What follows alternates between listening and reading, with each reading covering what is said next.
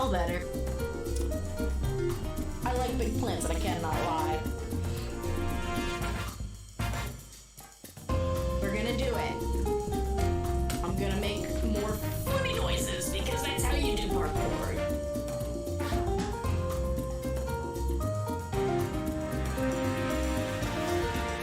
The ship doesn't turn when it sees how big the iceberg is. Sound like a potato. It's happening. Nope, there we go. Oh my gosh.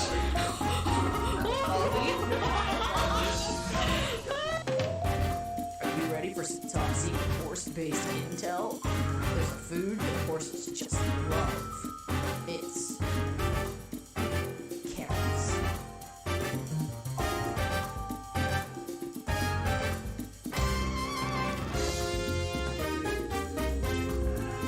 I don't trust it.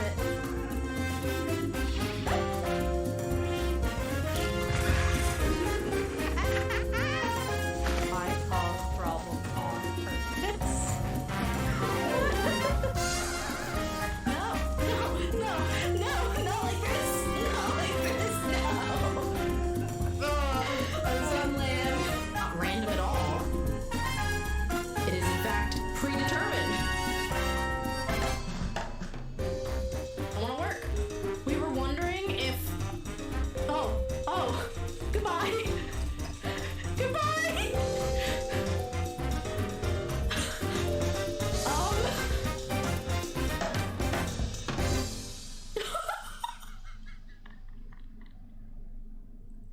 I have to go. My people need me.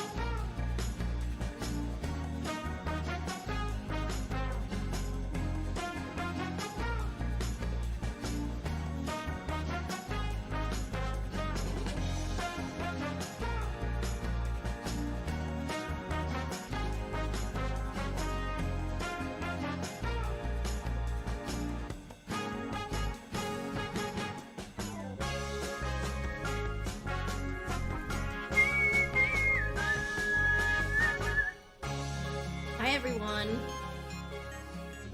I hope you guys are doing well. I do need to find my YouTube playlist. And I regret to inform you all that I have untrained my YouTube, so it no longer opens Megalovania by default. But it was very funny while it lasted.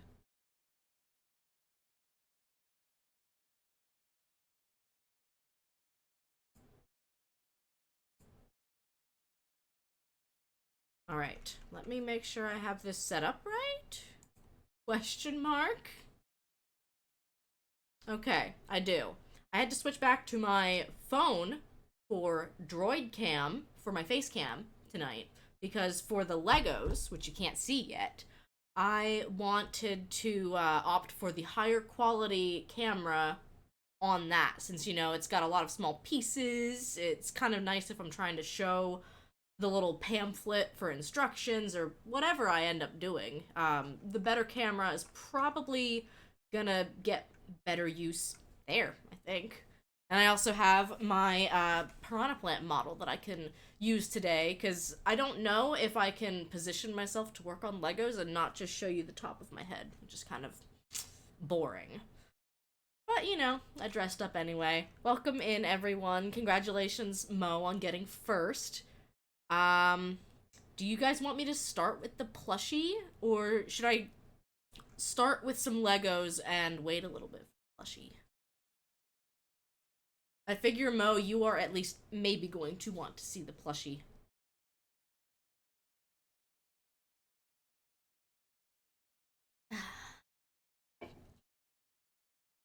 For the time being,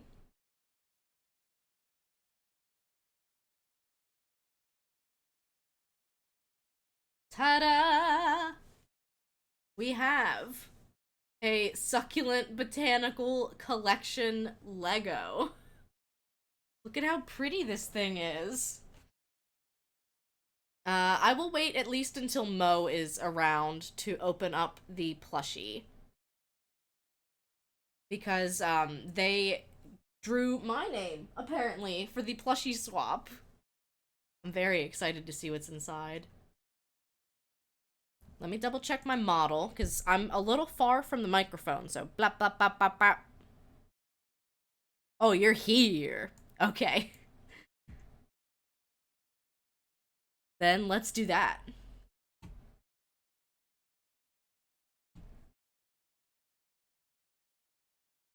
A little bit loud. That seems better, I think. Feel free to do it whenever. Well, I mean, I would most prefer doing it when you're here to see the reaction. Hi, Desi. Oh, that's a cute little emote. This is gonna be a good day to just chill, because look at how beautiful this Lego set is. It is an extremely on brand, and it was a Christmas gift. I'm very happy about it.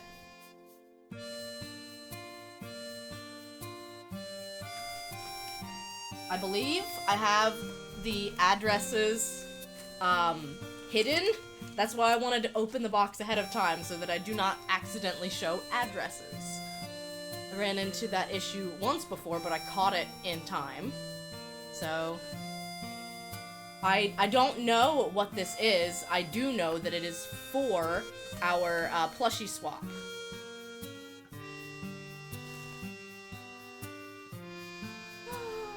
Aww. Super Red Rhea 64, thank you so much for hosting this another year. Enjoy your new bean, Mopsy Bebop. That's so cute! There were doodles on the cardboard as well. Alright. We're getting into it. Ah! Aww. It's a bean bag. Look at my boy. Oh, I love him. Do you, Beans? This is you. This is you as a baby. Look at this. Aww. I love this. Thank you so much, Mo. This is perfect. I'm gonna have to find room back here for my new wonderful bean. My goodness. Thank you so much. You knocked it out of the park again. Mo, last year, was able to do a plushie for Lady of Chaos, and it was my turn to be blessed and have Mo pick my name. Thank you so much. I will clip this. I will clip this. I'm trying to get back into using my stream journal. It would help if I knew where it was.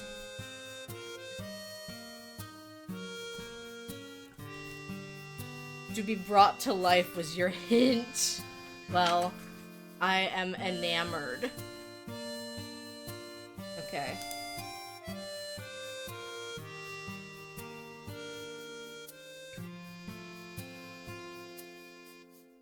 There's my note to clip 10 minutes in. I'm trying to get back to using the stream journal because I was so much better at clipping stuff when I was using it. It was so much fun to make practicing with your sewing machine. I need to set mine up. I've got nowhere for my sewing machine right now. But I mean, my grandma doesn't complain because then I can come to her and we can sew together. I would love to hug this like the whole stream while I am making my Legos, and maybe I will. The fabric down here, it's got such a nice feel to it. I love beans.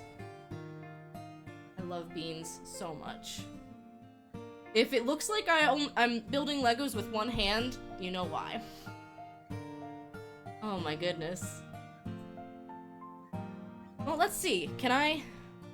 You thought it needed more texture? I would agree. Oh, that's right. I did not set this up appropriately. So, PNG scene it is. Beans! I have my own little beans. A large boy. Hi, Kate. Look at my giant beans. He's amazing. This is not the way to showcase beans. Mo drew my name for the gift swap this year, and they brought beans to life in plushie form. Okay, hold on.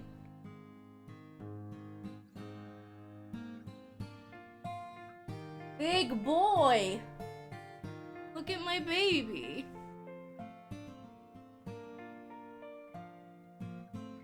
Fudge Beans is going to be in the bed with us tonight.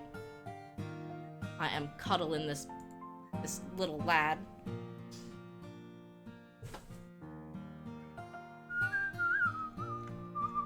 Thank you so much, Mo. Nailed it again, as usual. So, tonight we are celebrating hitting my follower milestone. My file, you know. Words are hard. So I decided to do some Legos.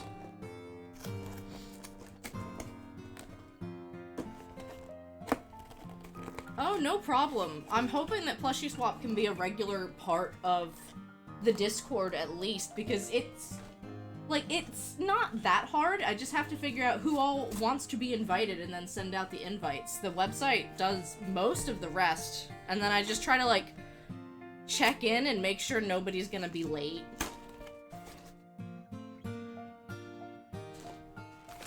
ASMR. That almost went on the floor.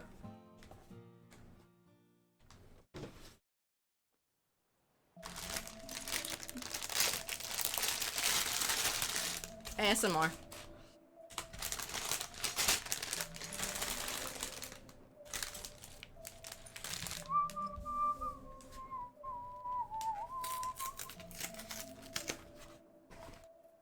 My bestie got me this for Christmas.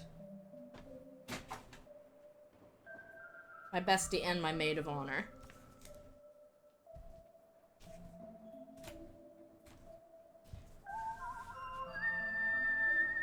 Sekhmet! Okay, hold on. Are you here or are you lurking, Sekhmet?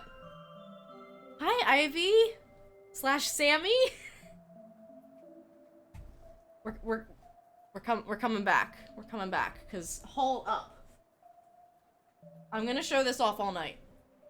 Look at what I got. Look at what I got. This was, my redeem from the plushie gift swap. Mo made this for me. Look at my boy. Here-ish, you may or may not have started playing Wildflowers. Well, it's a great game, so I cannot fault you for that. We're gonna be doing Legos, and I'm gonna continue to go over and scream about beans. And the only reason I'm using Piranha Plant form tonight is because it's kind of tough to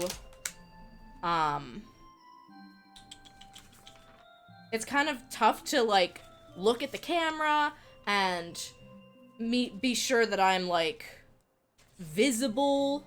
So otherwise you are just going to keep looking at the top of my head, probably. I know, so cute. For those of you who are not aware, Divine Ivy, formerly known as High Froggy Chair, is going through a rebranding right now.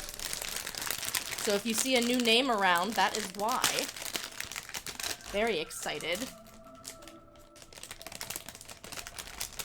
Crinkle, crinkle, crinkle.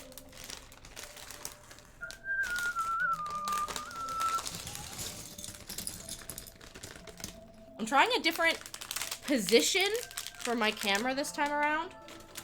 We'll see if I love it or hate it. Usually the camera is not pointing here, it's pointing here. So you'll see more arms, probably, but we'll see how this works.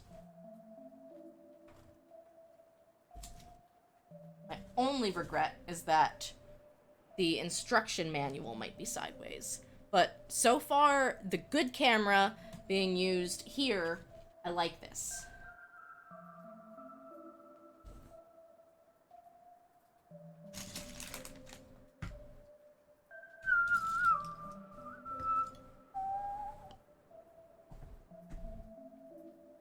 Oh, where did my little Lego tray go? We're gonna use my dice tray then. Thank you for lurking, Minuet.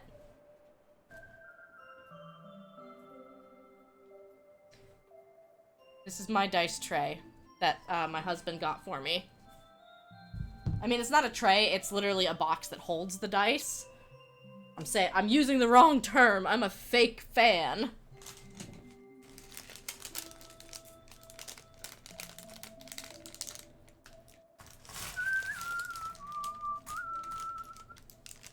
How's the audio compared to the music? Does it feel pretty well balanced? Whoops. Oh no! I lost 2 pieces. I found 2 pieces. We're good.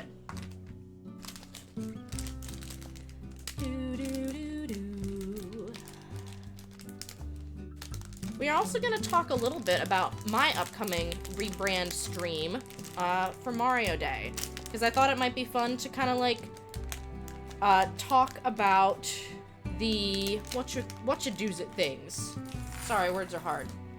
We'll talk about some of the incentives. I'll brainstorm a little bit. Anything is a tray if you use it like a tray. You know, I can't argue with that logic, Bill. I like that logic. I mean, realistically speaking, you could definitely roll dice in here. I just probably wouldn't. So, we are building some succulents.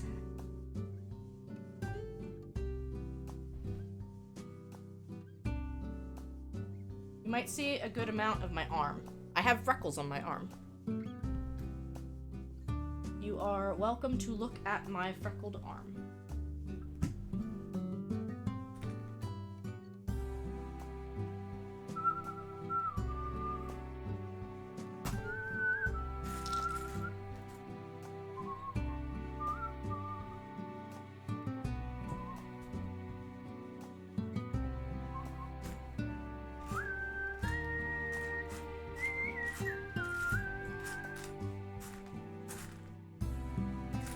Missing one piece. Where did it go? Nobody knows.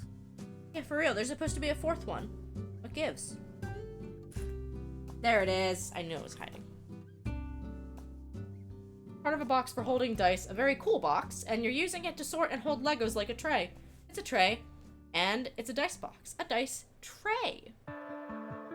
You know, it really is. Language is a tool. If you communicate what you're trying to communicate, you won language. You're not wrong, even if you call something by the wrong word, it really does not matter. We made all of the words up anyway. All of them.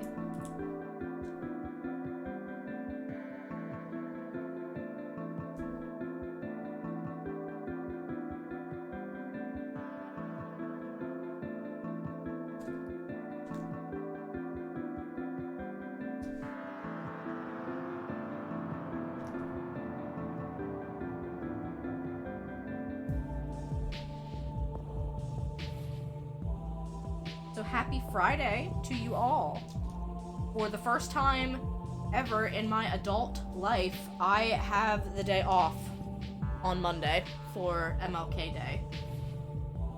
I don't know why. I have just, every other job I've worked has not viewed it as a holiday, and I'm very grateful to have a company that, one, does, and two, to be able to kind of, you know, honor the significance of the day.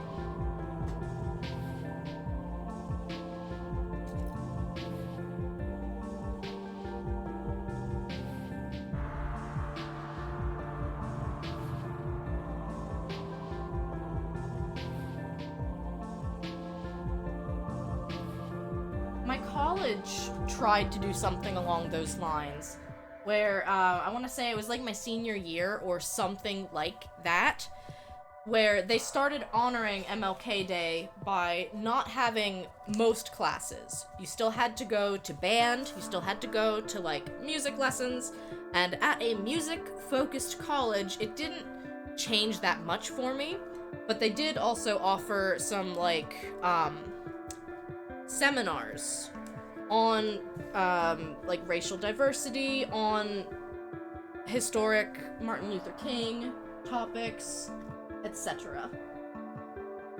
So it was kind of, it was a starting point, I would say.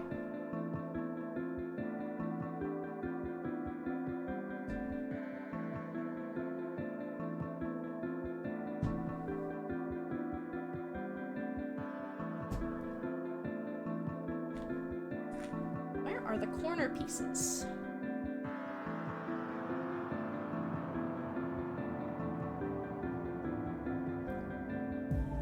I don't think I've ever done a Lego set for grown-ups before, like one of these. I've done the Mario ones, and I've done the Minecraft ones, but those seem like they're ones kind of geared towards a younger audience, which, I mean, I still love them, and I am still going to do them.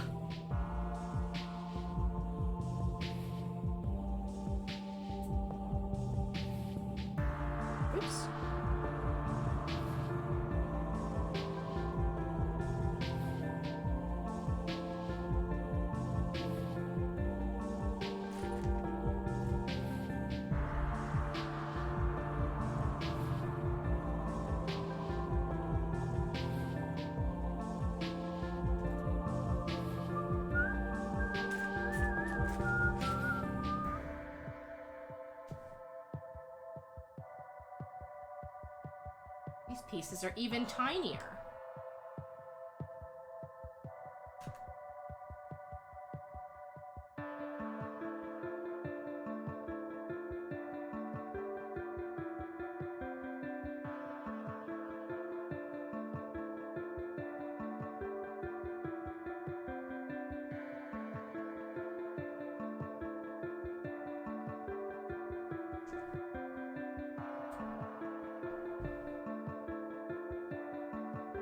Here. You probably don't need the, you probably don't need my light on my face, because you won't be looking at it that much. So let me shine some light on what I'm doing. Smart.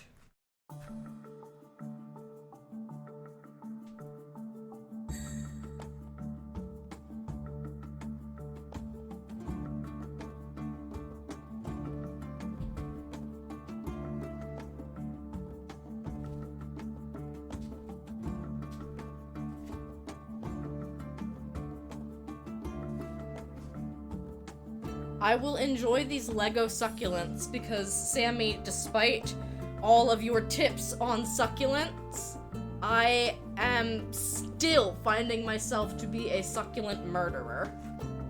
It does not help that my cats and dog continue to knock the succulent pots off of the windowsill.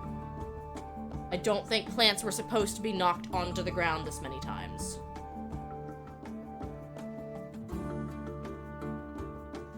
I am trying my best. They are. It's just funny that everyone says, oh, succulents are for beginners, because, I mean, they're easier if you don't water them quite as much. And I am on a very good water once a week schedule. And I don't water them once a week, but I just can't find a groove with them.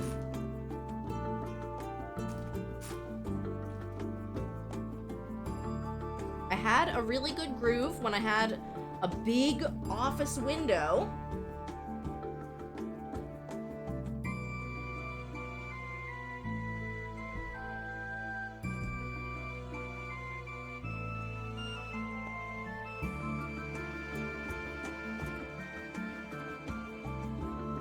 Are we supposed to turn these? I think we are. I think this is supposed to be turned so that the petal here. Come on. Okay, hold on.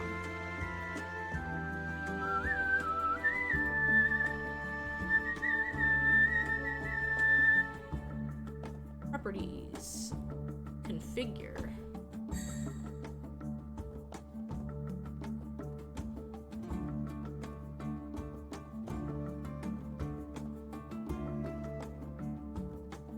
Better, I think.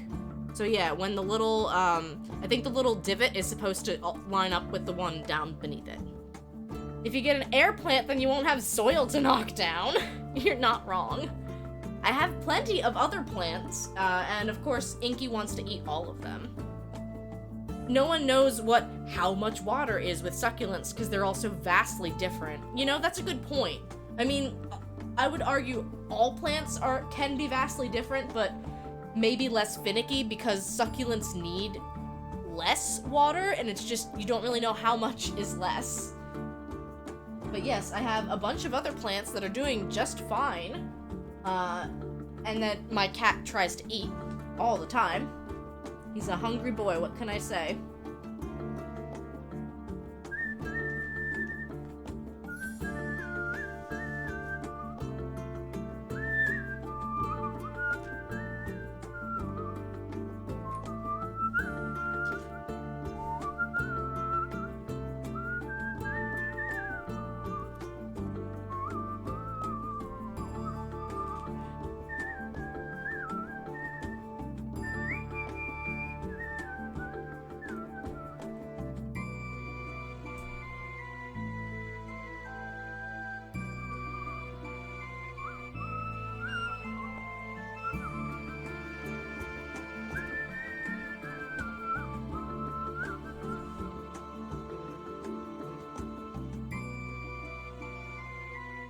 It's hard to figure out what I'm doing.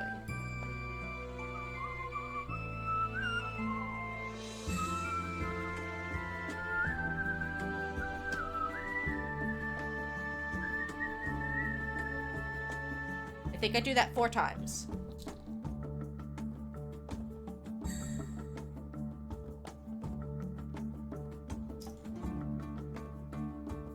Generally speaking, the more soil you have in a container, the easier it is to keep the plant alive, just because more soil acts like a buffer.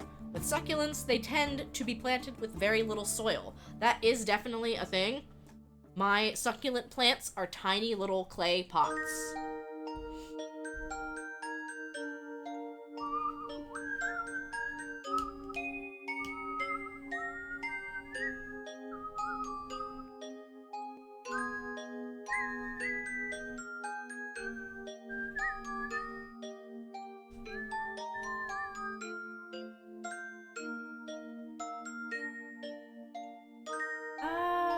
Nope, I am doing this ever so slightly wrong, I think.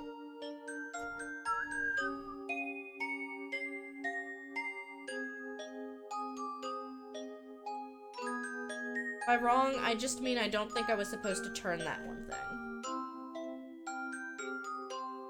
Maybe. Yes. Yes. You wonder if the soil getting drier for longer makes the microbiome more fragile. It's not always good to have more soil, though, because it's easier to get root rot. Yeah, I think my Japanese bird's nest fern is not going to make it. It started off by just having, like, some, like, yellow mushrooms popping up, which was fine. But, unfortunately, it, like, started to get visual yellow mold. in the dirt, and it was already doing kind of iffy, and then that happened, and then it, like, tanked. I know mushrooms aren't always bad, but I think I just, like, I, like, drowned the thing, I'm pretty sure. Yeah, mushrooms aren't a big deal unless you have pets that can get at them, and Inky doesn't get at this plant. So, theoretically, should not have been an issue.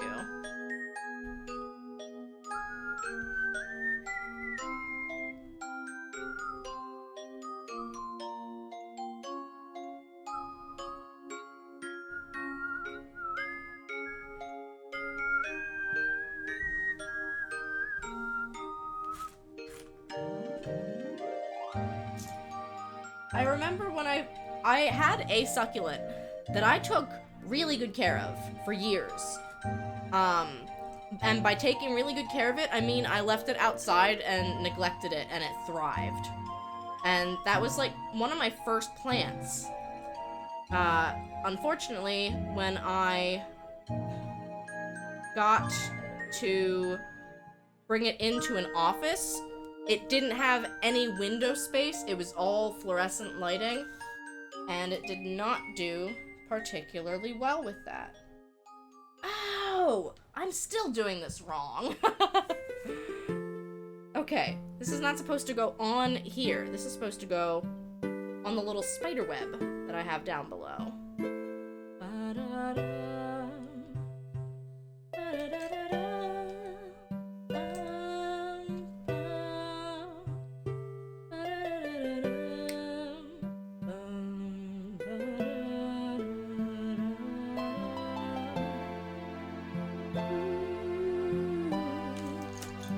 By little spider web, I mean this.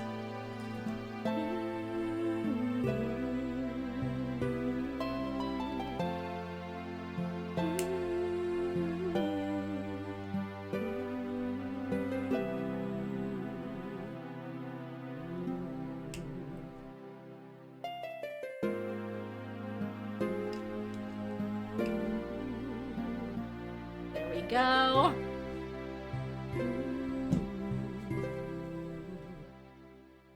This is an orange echeveria, also known as the orange Monroe. This succulent boasts adorable rosettes in varying shades of green and orange.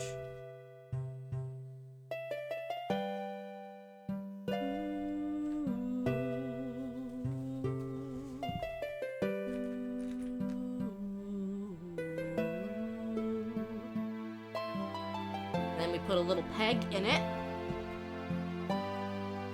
And we start the next one.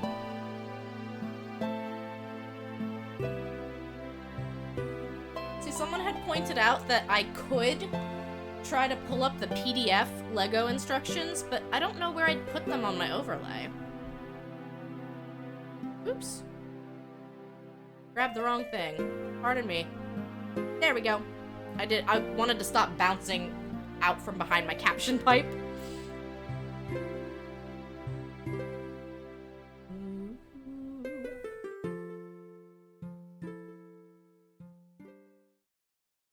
Oops. Oh, I did that backwards.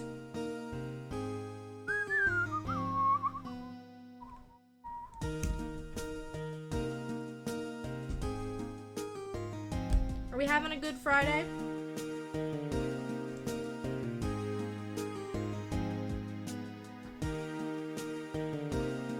Anything exciting going on?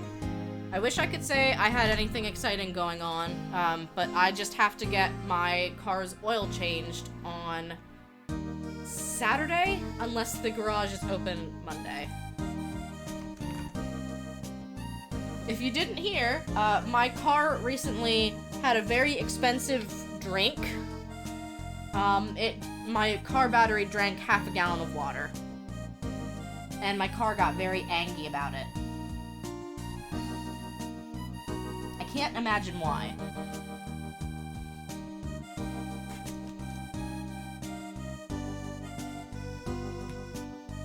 We've got the money stuff covered.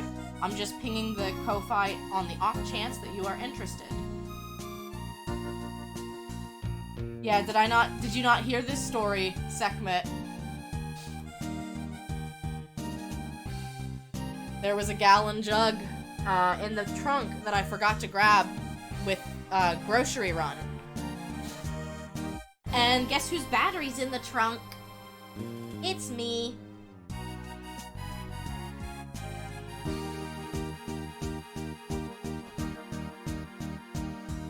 Thursday is boyfriend's birthday, so you're making him a cake and going to a botanical garden?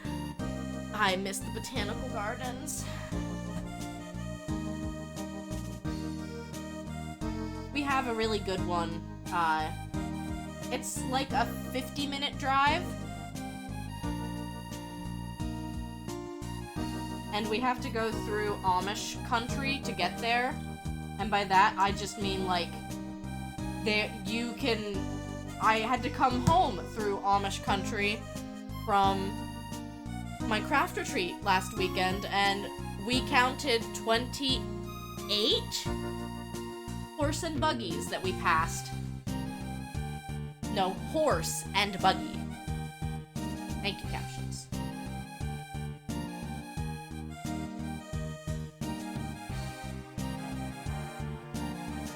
You have a small one you go to, the other one's much bigger. I'm trying to think if there's a smaller one. There's a smaller one, but it's tied in with a very big, chocolate company. So we tend to not go to that one because it's just very touristy, very busy.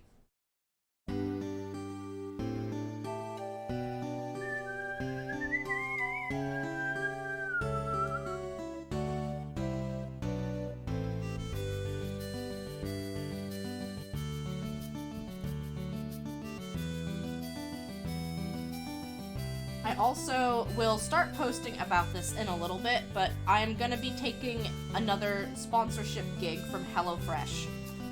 So if you have not tried HelloFresh before and you're vaguely interested,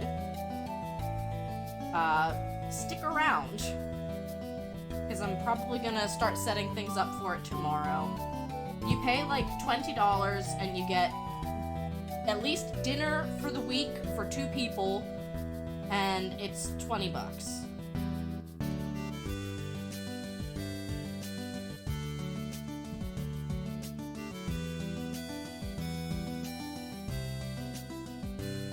I know a lot of people may have tried it before, and no hard feelings.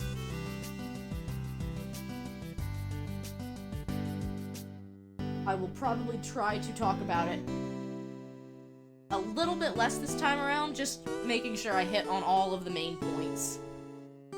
Because I don't need to do work for free.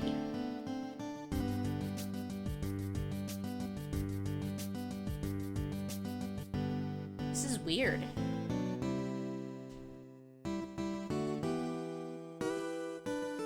It wants me to, like, do a triangle thingy.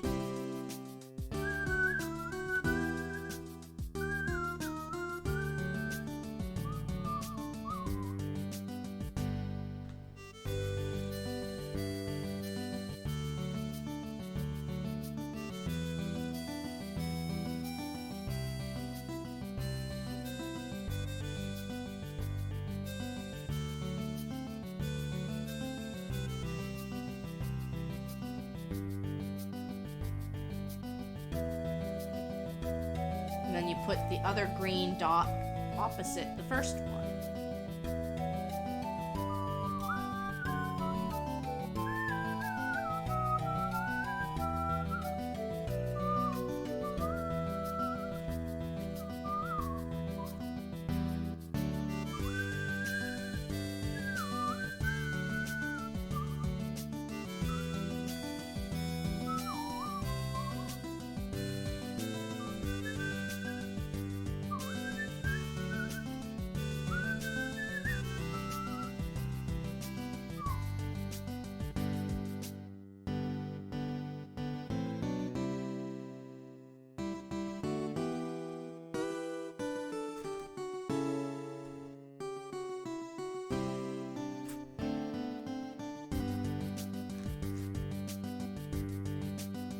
making myself some succulent babies that will never die.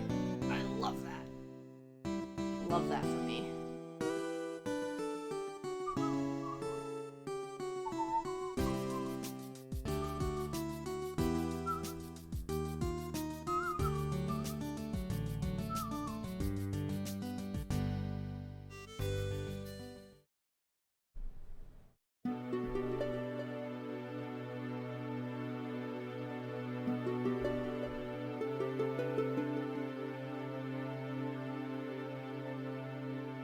I'm just sticking that there for now. I don't know if it goes there.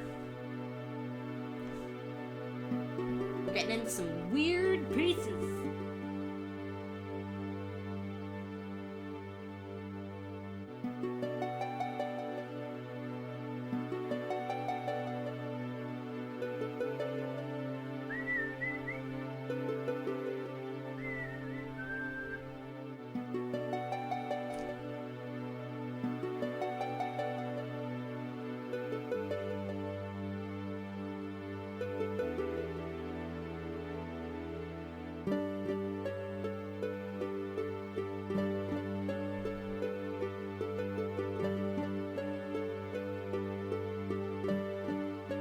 Was a mistake made.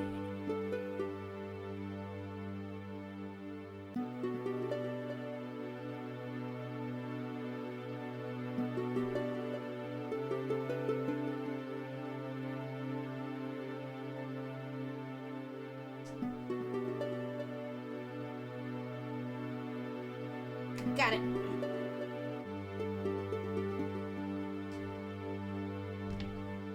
I think it matters which way those little openings are facing. And you can't twist this because it is on a very specific thread pattern. It's not a screw, it's a plus.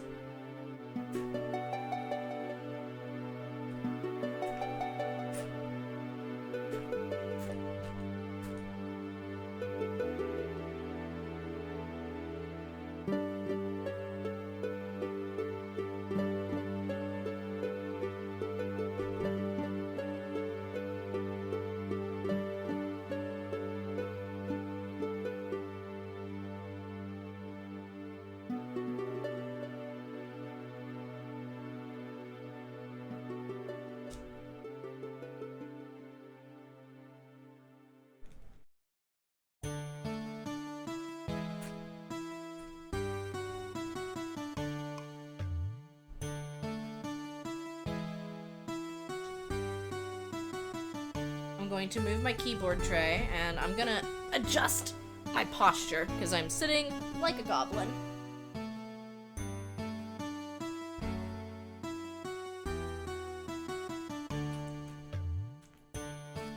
I know a lot of goblin VTubers, but I do not want to, mess up my back.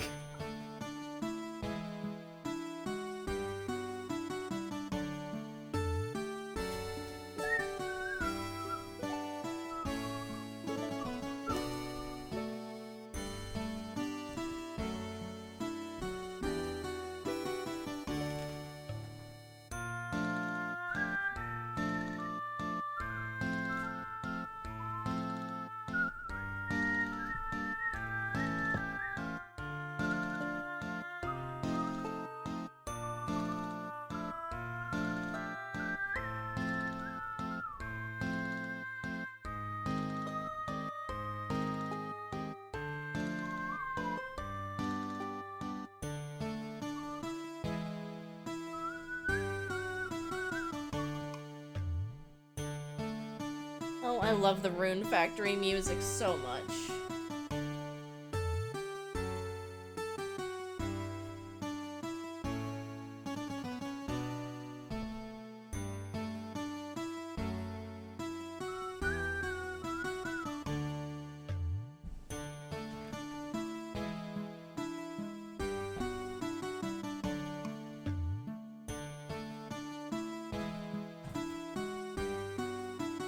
I didn't buy Rune Factory 4 Remastered, but I might buy it and 3. 3 was my all-time favorite.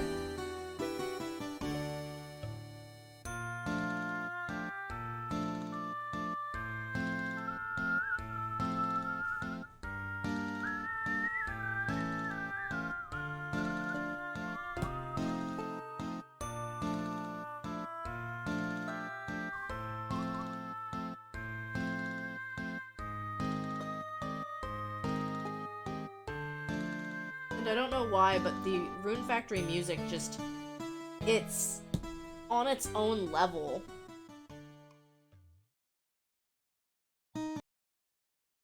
Yeah, YouTube. Are you still listening?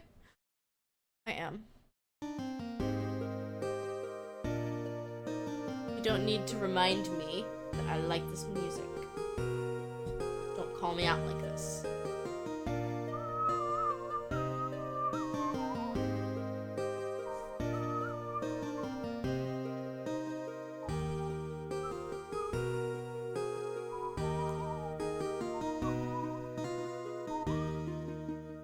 Do any of you have a, like, niche game series that you love and you don't know if it gets the recognition you think it should get?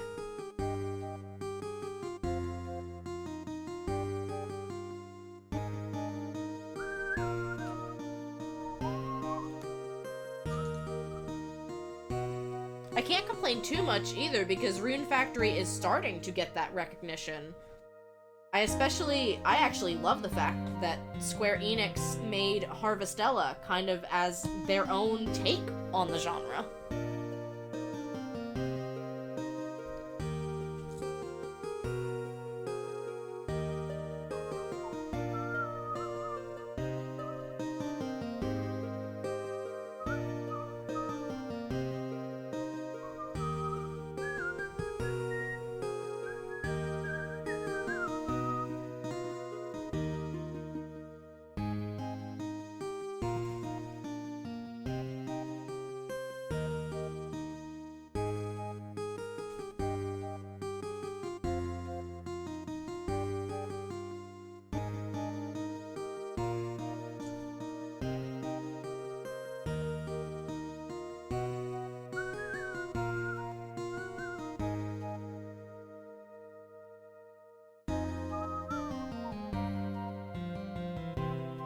Oops! I'm dropping pieces!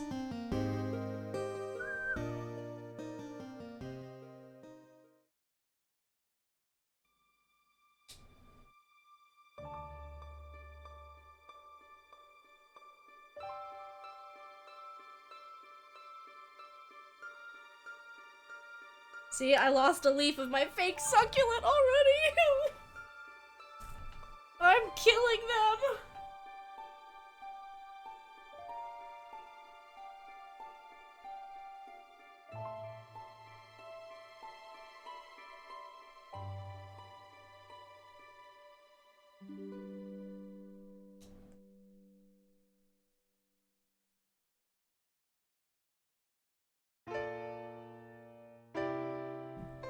At least with these ones, you can just slap it back on.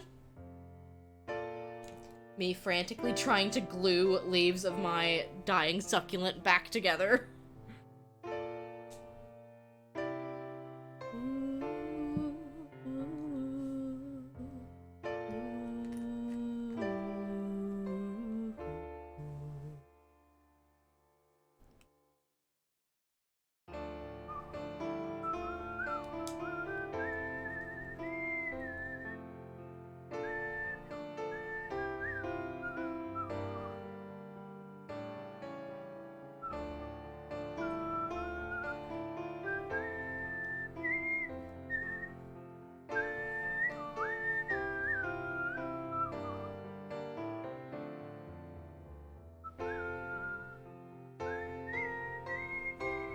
Oops, I didn't need to push this together this much.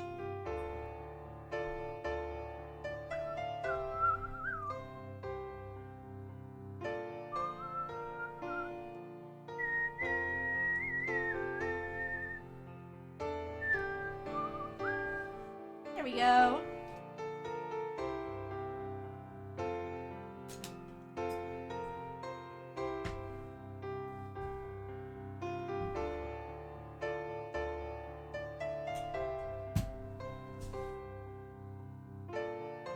I love the satisfying thunk of putting Legos together.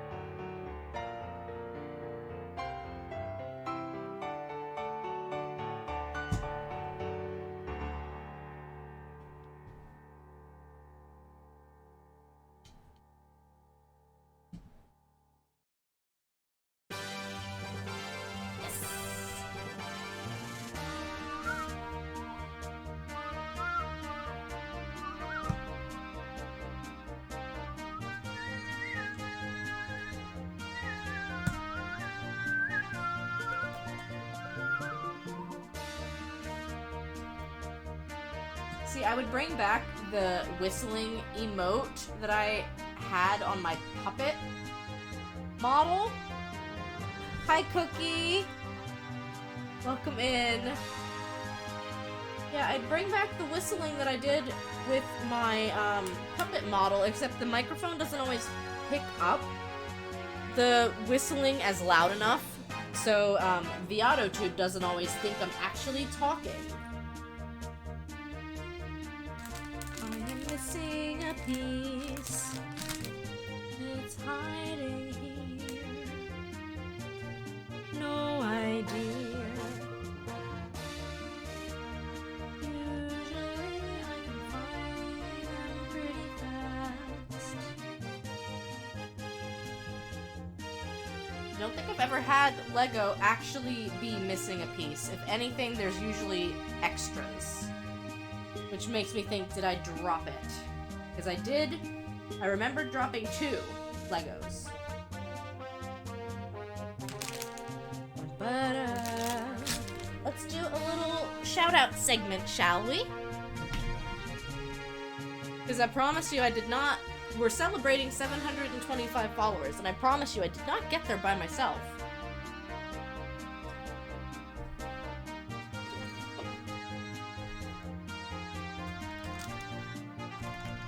We'll start with Mo, because I'm gonna come on back over. Look at how absolutely gifted and amazing Mo is. That they made me a beans. Look at my friend. Thank you for shouting out Legos and succulents, Kate. I appreciate your support. Thank you for lurking, Cookie.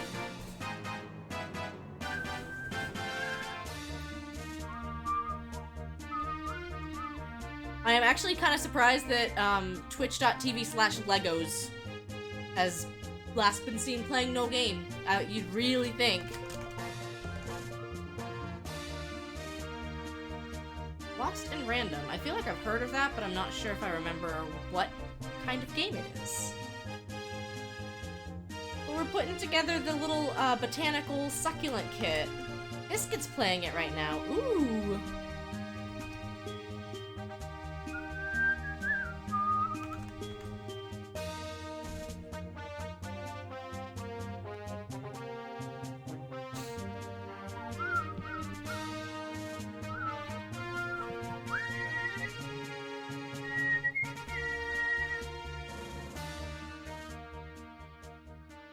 Okay, I do not see this missing piece.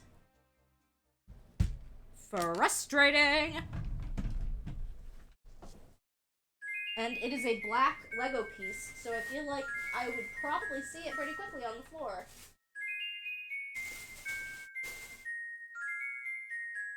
I mean, at least one would think, perhaps.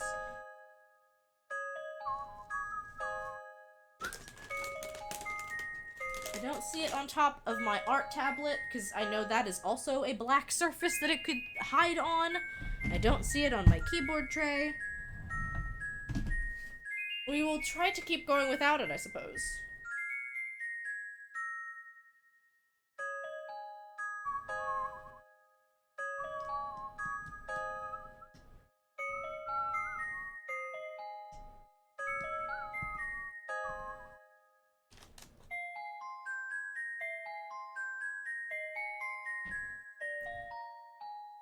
I should keep playing and practicing with my kalimba. Anytime I hear music box sounding things, it makes me think of it.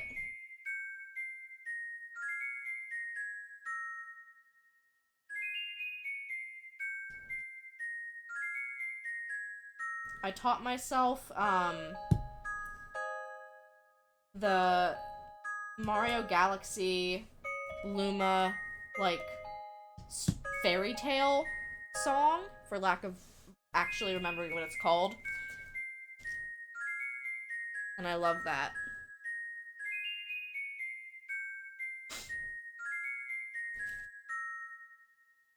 What are we doing? This Lego seems so silly.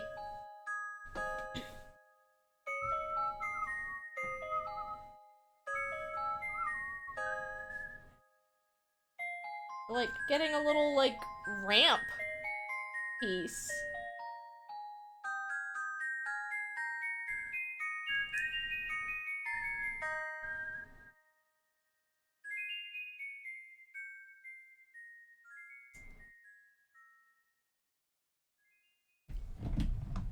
Also, Sekhmet and I need to play Core Keeper together at some point.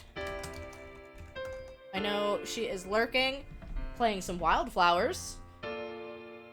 And I also know she convinced me to buy Core Keeper so that we could play it together, and then I've installed it at least.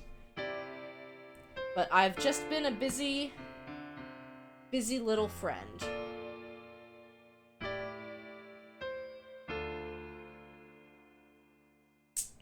Also, let me make a command real quick.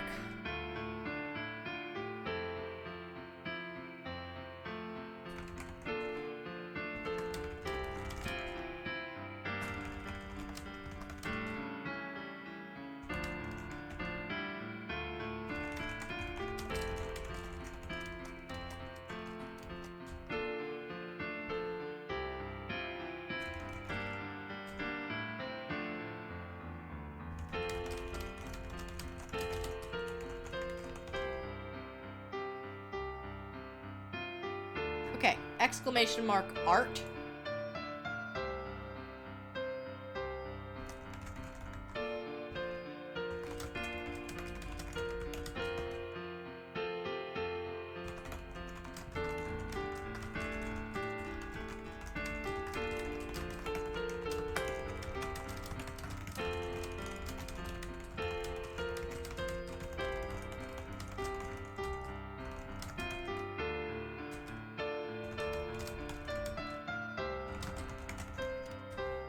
And then exclamation mark charity.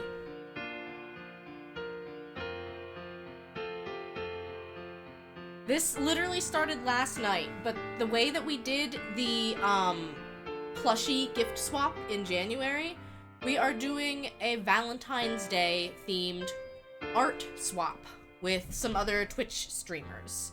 We're welcoming artists of all caliber, and we are allowing them to put original character references in their wish list along with fandoms that they like. And the idea is that you just kind of make a little sweet Valentine's Day thing for them, and then they get it on Valentine's Day. We kind of came up with the idea in Nat's stream, and yeah, I got the ball rolling. I was like, I'm gonna do this now.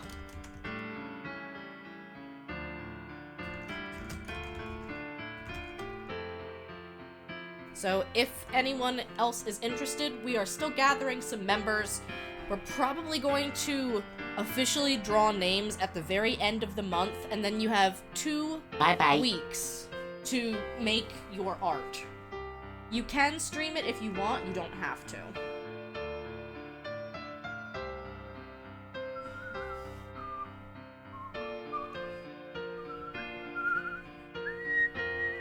Thank you for lurking, dinner. I appreciate it. Enjoy the whistling and the chill video game music in the background.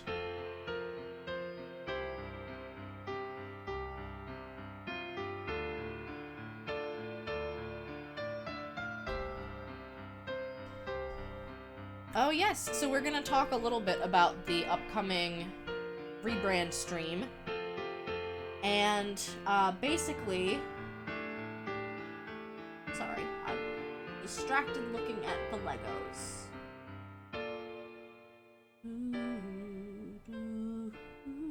Yes, I do need another brown circle.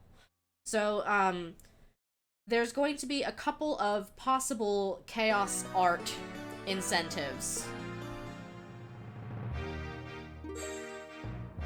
The big one for all the money, for all the bells and whistles, whatever you want to call it, is that I will do a Beans alphabet book. But it's chaos art on every page. So that's 26 different pages of Beans doing something.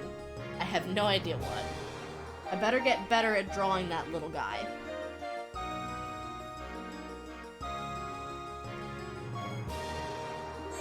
But that's going to be one of the incentives.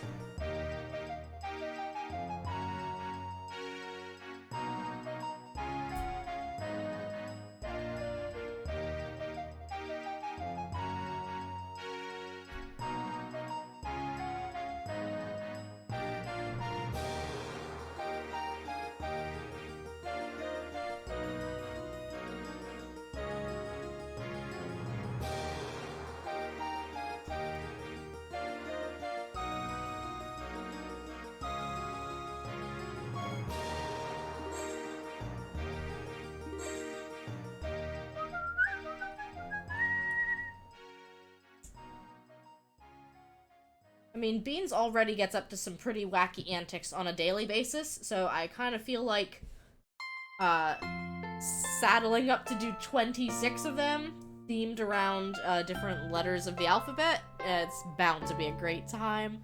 Hi, Lovey! We're building succulents, because these ones I won't kill! I know I'm a plant witch, but I can't keep succulents alive to save my life. So we have an entire little botanical garden of succulents that we're building. It's my first grown-up Lego set.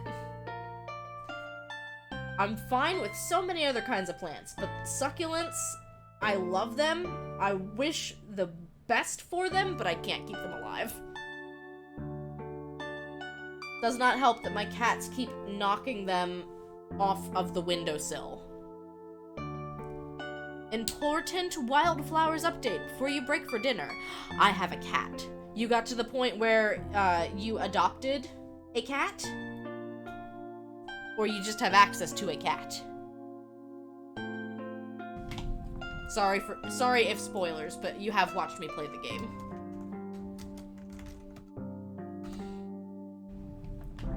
We're gonna do a little yay!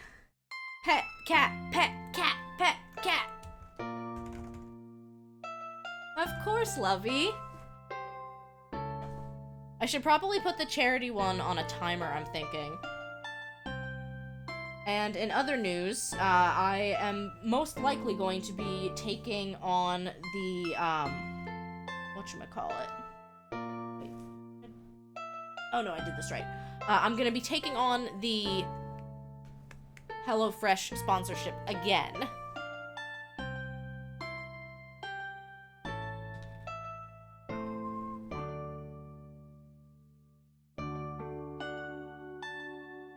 Ooh, okay, no, I'm doing this wrong, I think.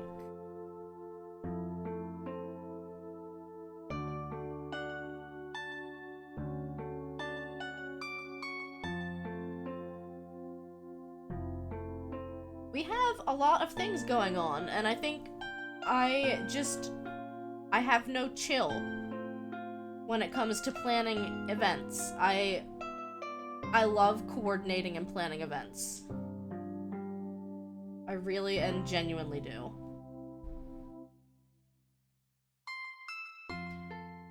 HelloFresh is awesome to do again. It's a nice product. I do wish that it wasn't, new subscribers only, because I feel like that limits a little bit like how well I can do, but I still really enjoyed when we tried HelloFresh. You did some HelloFreshing last year. It was good for a while, but then you fell behind. I will be honest and say that I liked the product, but I don't know that I would pay full price for HelloFresh. And I can say this right now because I have not started the sponsorship. But I mean, I think it's important to be genuine about a product that you are, like, sponsoring. You like HelloFresh, your problem is keeping up with the cardboard boxes, you know? That is a very fair point. And I say this as someone who has, like, a kitchen full of cardboard waste right now.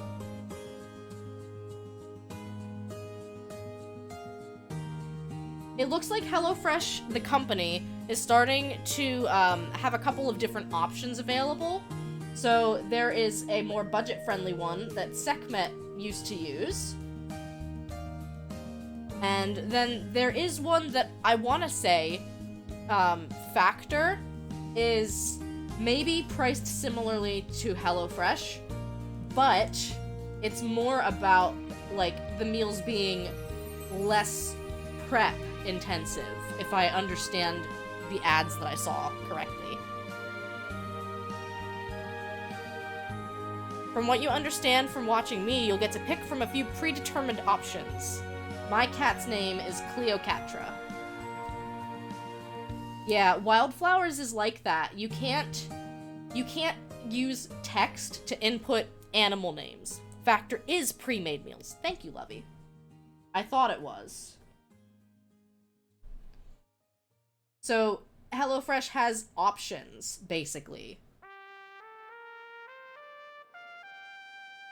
You can choose to have more budget-friendly, their basic package, or like an energy-friendly one, where you don't have to exert as much energy making the food. Fudge and I liked what we got. We're used to doing weekly meal prep, so it was different than what we're used to, because we were, with HelloFresh, we were making meals up fresh each night. A friend did a Factor sponsor and really enjoyed it. I've been given the option for either, and I could do either.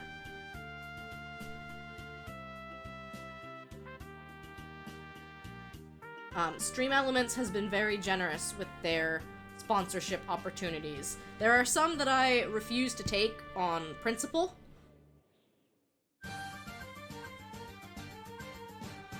Mostly it's that I'm not interested in a sponsorship where I have to buy the thing before I have the chance to make money.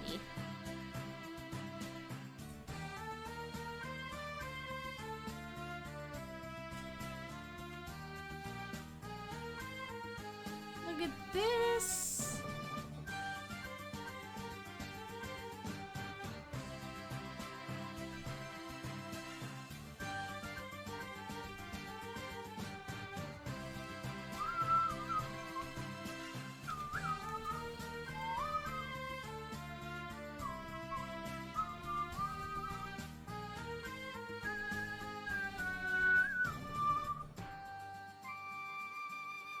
Now we're making the bigger petals. We're round the outside, round the outside, round the outside, round the outside. Yeah, it's a definite no from me as well. If you have to purchase to be able to make money, I feel like it's predatory. And I feel like it kind of preys on content creators who really want to get their foot in the door, feeling like they have to do that. And I have had a couple of the sponsorship opportunities come through that were like, yeah, you just have to buy our thing. And then, like, do an unboxing on stream, and I'm like, no thanks. How many little succulents are you making? Let me check the box.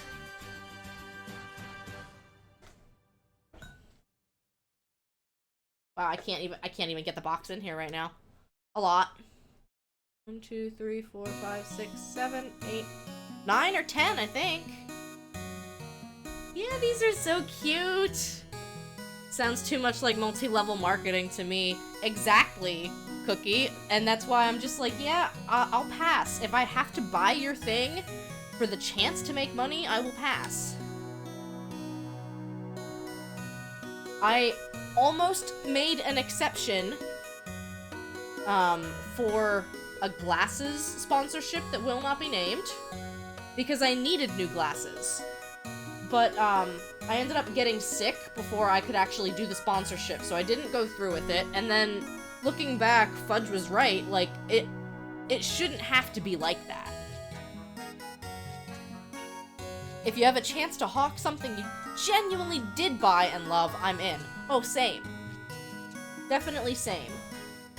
It's when they try to give you a sponsorship and tell you that you cannot earn money with them until you buy their product and do an unboxing at your expense that I'm kind of icked out about.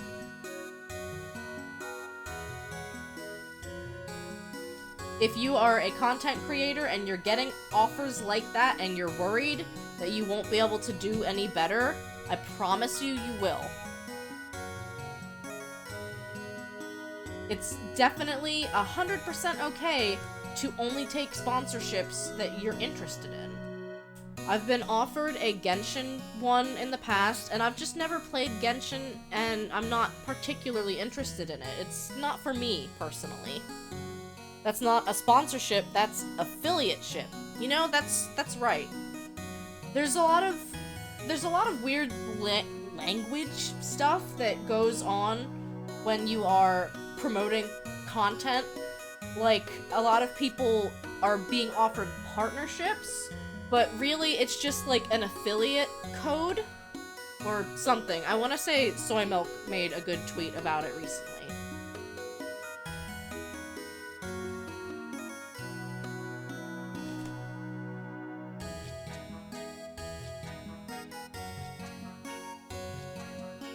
And, like, for me, there's so many... I like to talk up indie games a lot. Like, and I'd be willing to, like, buy an indie game and then be sponsored by them. But, you know, I would rather know that I like the game by myself before I agree to a sponsorship. But there's been so many indie games that have come out lately that I am just in love with. I'm still itching for Kickbot. I really, really, really want Kickbot to come out. There we go. I want Kickbot so bad. You can use this code when they buy X amount, you get X amount, but you have to buy first. Yeah, that's icky.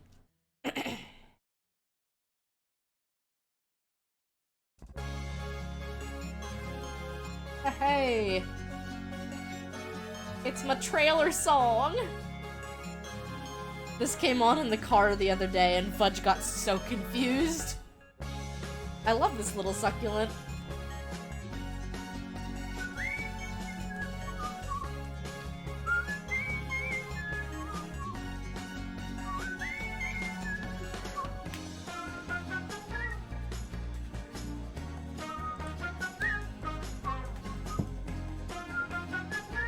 Look at them!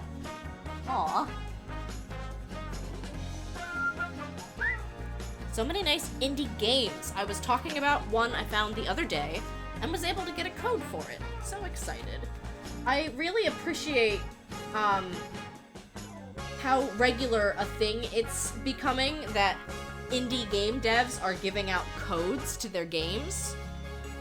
And I know that, like, it's a win-win because we get a free game to play and make content for, and they get exposure on their game. And I also know that it's not sustainable long-term. Like, they're gonna have to generate sales eventually, and they can't just keep giving away copies of their game. You got an awesome one last year for a game you adored, and 3 you didn't. I still want to play that Wandering Village game. I watched Lovey play it, and I got a code. I haven't picked it up yet.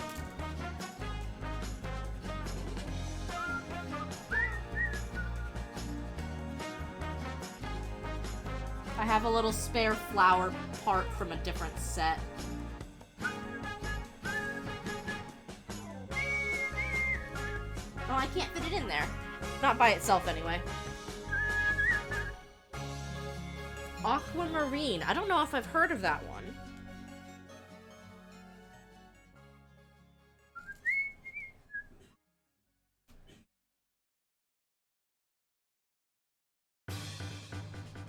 Yes! I got the little flower in there, look at it! Aww! That's not supposed to be there. I put it there. Wandering Village was nice even if you were bad at management. And see, like, I enjoy games that you have to work to figure out, but I also don't enjoy games that are like, you will not have fun with this game unless you know XYZ from the beginning. Like, I don't think a game should be that hard to follow, personally. You played the demo for Wandering Village, I take it? Cool concept. I got a demo code for Validate Game. Or, no, not a code. That one, their demo was free. So I played Validate Game. I don't play many dating sims, so I don't have much of a good point of reference.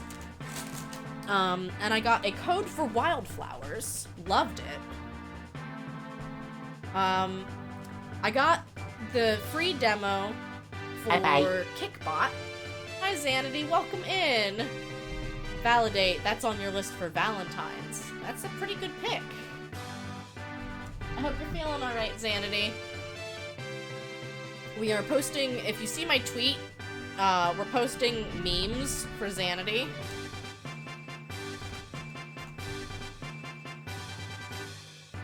Thank you. It did get a little loud. It's because my playlist, I think, ended. Either that or this song is just loud. This song might just be loud. We're gonna switch to a different playlist anyway, because this is the last song in the playlist.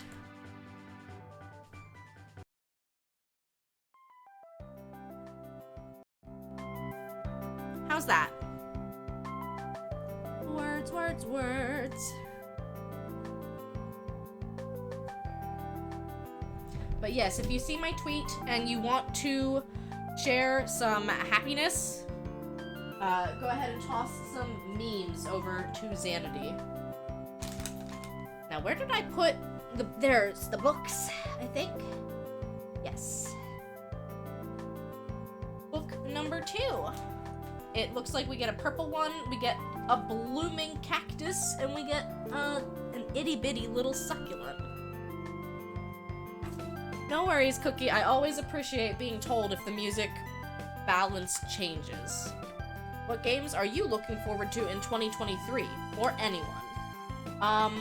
Definitely Breath of the Wild 2. 100% looking forward to the new Zelda. I am also eagerly awaiting Kickbot. Kickbot was originally supposed to be out in like winter of 2022, and I think it got pushed. But the devs kind of like go back and forth being active and not. Then again, it's 2 developers. So when you're a very small group like that, I'm not gonna get frustrated that you've gone radio silent on socials, because it's a great game. I love the concept, but also they are real people with their own lives.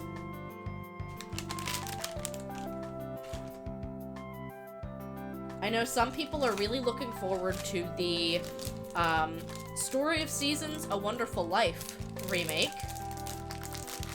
And, I mean, I have my own mixed feelings about remakes of games.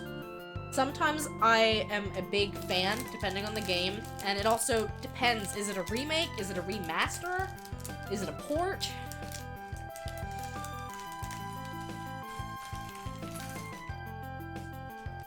But, I think Pokemon and maybe some of the Zelda titles have me wary about buying the same games on repeat, if that makes sense. Like, they're good games, but I wouldn't mind trying to play something else.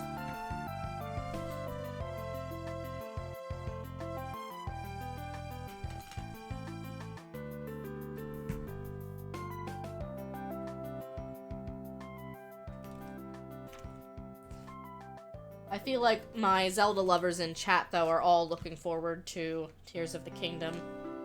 Eagerly awaiting it, I would venture to say.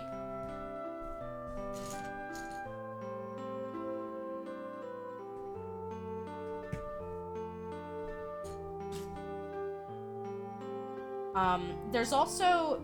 We only know that Rune Factory 6 is in, the works, but I don't know when that's going to be ready. Oxenfree 2, though the release date just says 2023. I remember hearing about Oxenfree, but I never played it. What kind of game is that?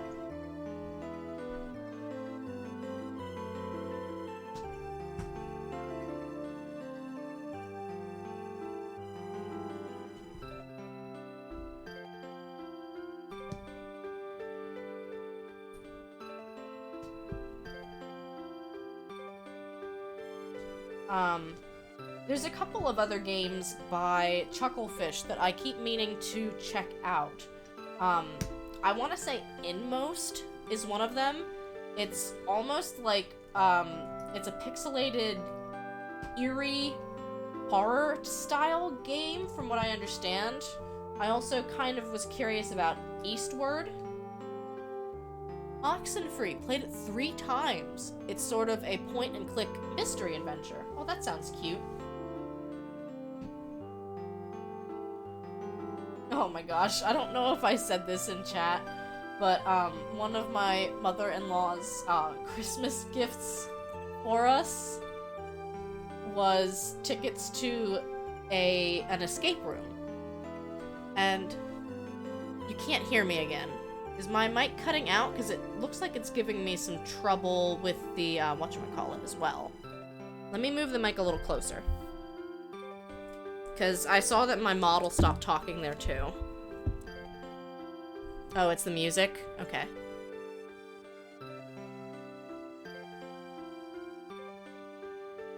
We'll do that for now.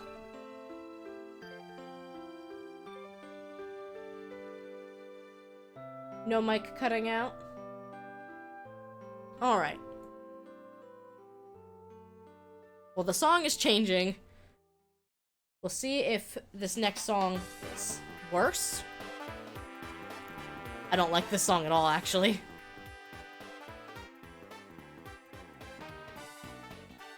I can understand that, Cookie.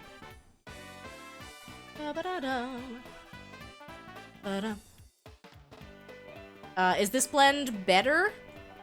Because I hesitate to just turn Chrome down.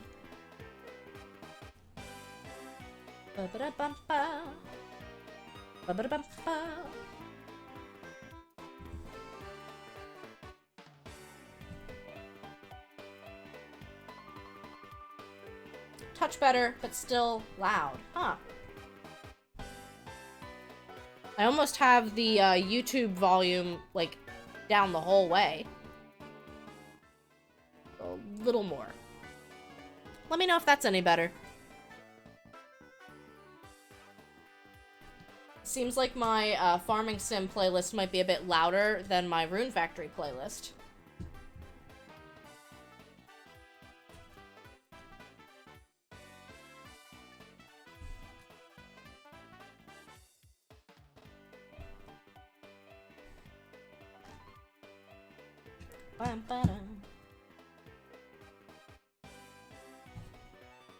It's very enthusiastic. This particular song, yes. Maybe a touch more enthusiastic than I am. Some of these songs are like so chill and jazzy, and then you have ones like this. And it's like, oh, okay.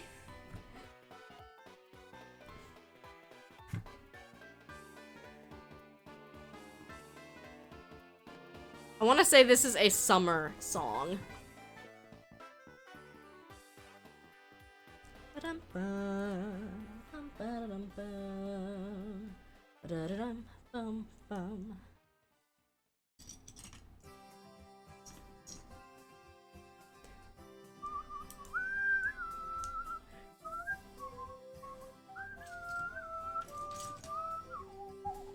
Now this brings me back because I think this was spring in Friends of Mineral Town, and that was my first ever Harvest Moon game. And so, of course, every time I restarted that game, I would get sent back to spring and get to hear this music all over again. This is the story of Season's remake. Cut.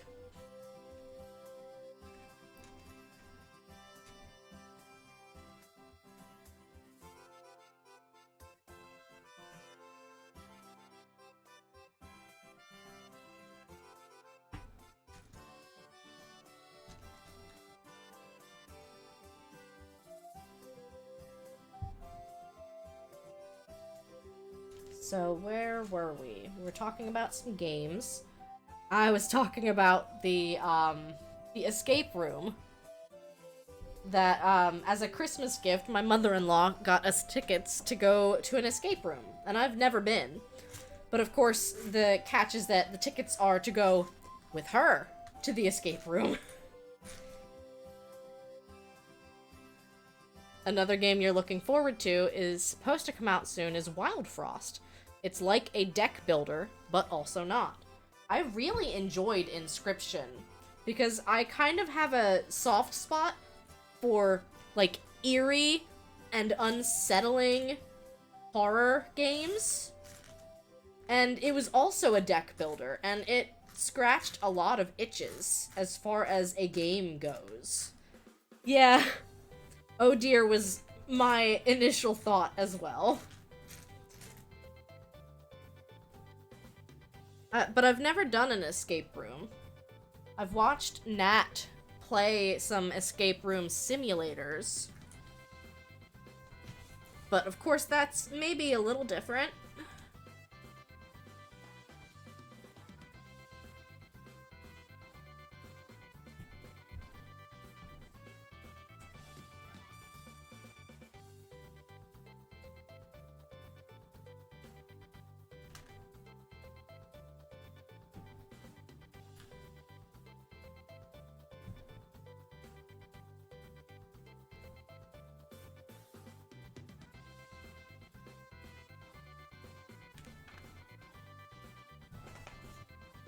Clink.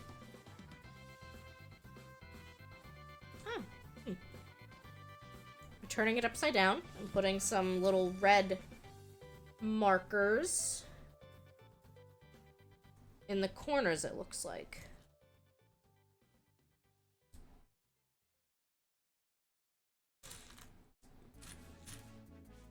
We're getting all of the OG Friends of Mineral Town tracks right now. This is autumn.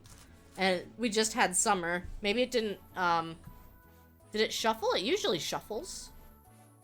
We'll shuffle.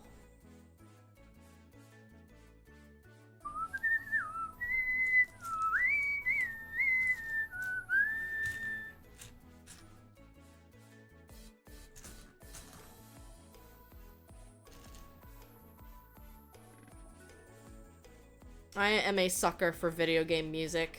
It's always been a really big part of my identity.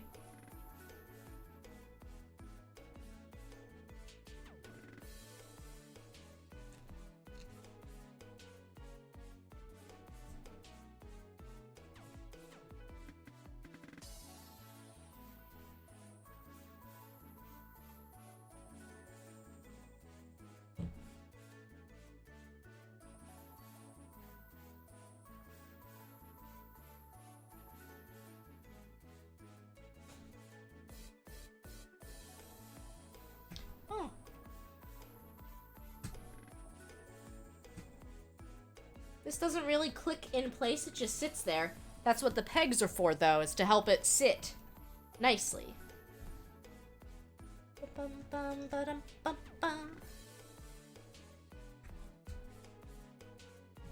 Oh, it's so cute! Look at this little one! I stopped reading the little text bits. I should go back.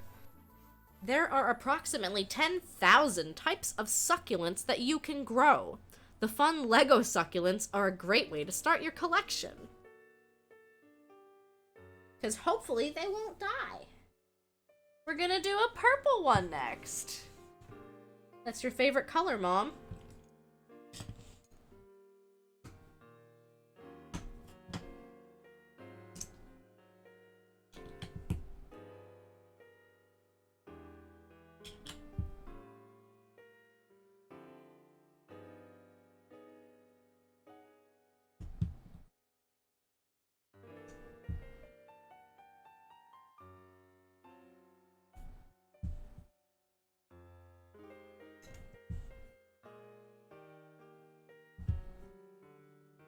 See, this is a lot less enthusiastic as far as music goes.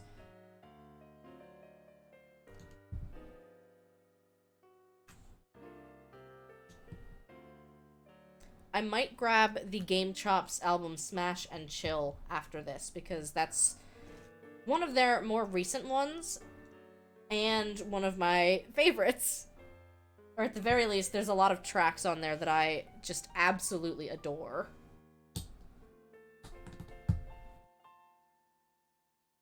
And if I remember right, Game Chops as a label is kind of on a short hiatus because DJ Cutman, the founder, recently expanded his family with the little one.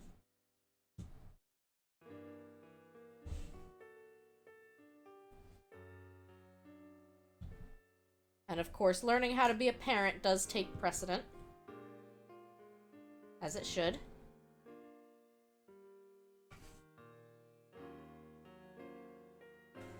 Starting to have trouble seeing behind all my succulents. Wild Frost sounds familiar. I have not heard of it before, but it seems pretty cool.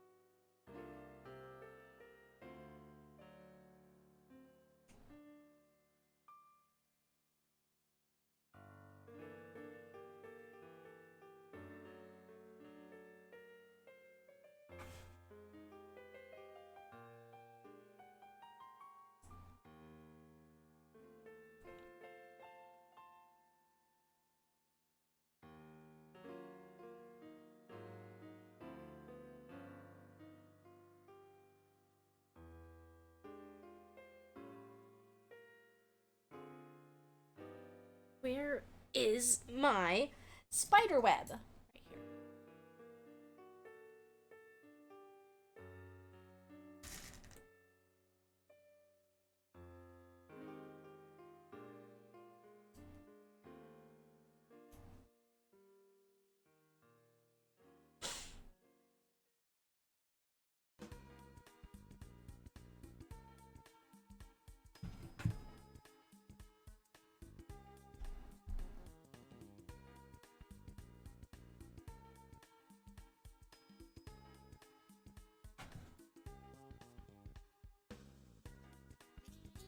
I'm trying to get better at keeping track of the indie game industry so that it's not like finding out about, oh, this cool game is coming out. Oh, it's already out.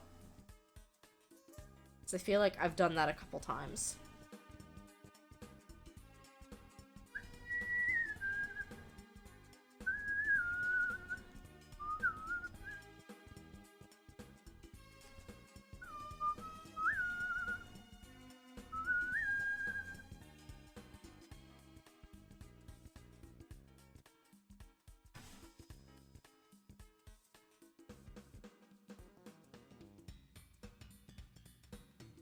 Ooh, we're making some very fiddly little pieces.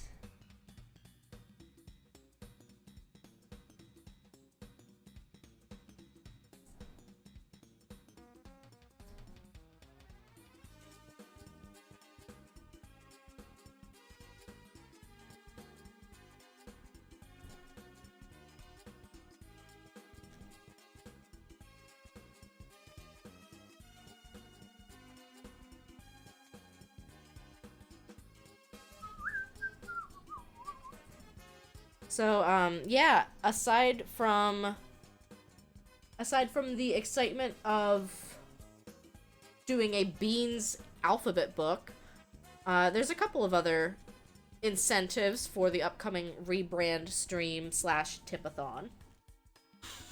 I'm still coming up with everything, so I didn't have a poster ready for tonight or anything, but I figured the Legos would probably keep us busy, and then we can just kind of idly talk about it.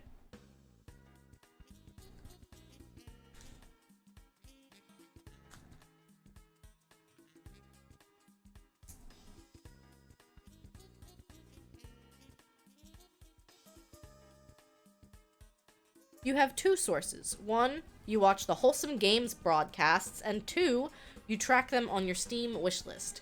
I do too. At the very least, I will wishlist a game if it seems to be up my alley. But sometimes I don't find out about, oh hey, wishlist this game until it's like almost ready to be released. Which, I mean, I guess means I don't have as much of a waiting period. I don't know if I'm ready for, the next Hades game to come out yet. I know a lot of other people are, and I liked Hades, but I still have not beaten or, like, even finished a run. I know people will disagree on what beating Hades looks like, because it's a roguelike, and there's a lot of different stuff you can do, but I still haven't done it.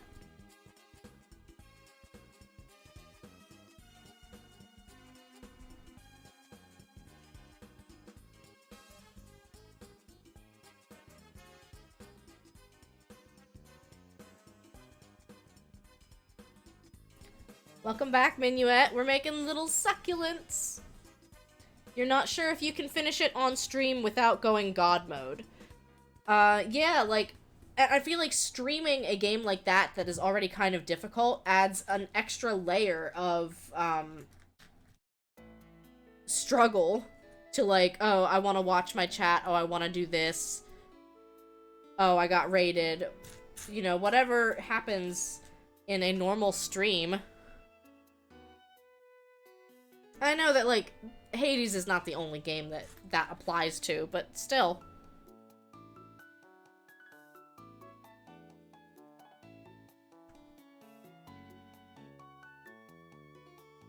See, I could make, doing a Spelunky stream of reward for the Tipathon, but I don't know who I'm rewarding, because I am garbage at Spelunky 2. Struggling to get these to fit together.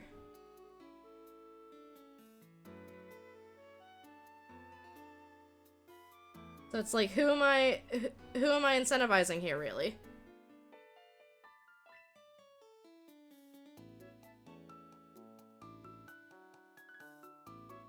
Close enough? You're enjoying it, though. Definitely get the hype about it. Well, that is good.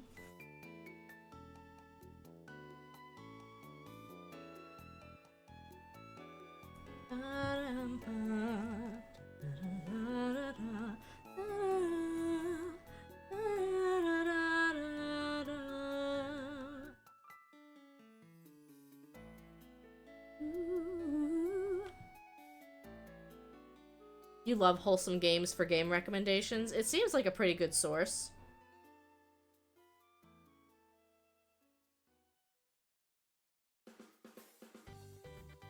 I swear I listened to this song already. Oh well.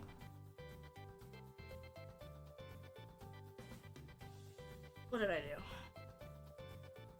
It's the wrong piece? I thought this was the right piece. Thank you, Minuet. I try to focus on not, like, always talking, but just, like, you know, you want to keep dialogue moving when it is a PNG tuber stream. And the reason it's a ToonTube stream is because otherwise you'd be looking at the top of my head while I build Legos. And I have a beautiful head, but you don't need to see that.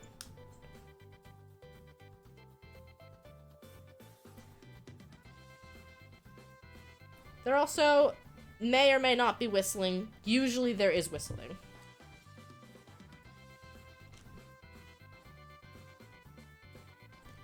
We've done a good amount of karaoke stuff in the past, too. And speaking of, there's probably going to be a karaoke incentive for the upcoming... Oh, wait, am I doing the wrong ones? I think I need to do the small ones. Okay, I'm doing the wrong ones. There's probably going to be a Discord movie night. Last time, for my very first subathon ever, we did the Steven Universe movie in Discord, and it was so much fun. Need to lurk for a bit? Have fun. Thank you so much, Lovey, for lurking. I appreciate you for being here. And I don't know if I did this shout out yet, so we're gonna shout out Minuet, because Minuet is playing Hades. Ba-da-da-da, ba-da-da, da-da-da.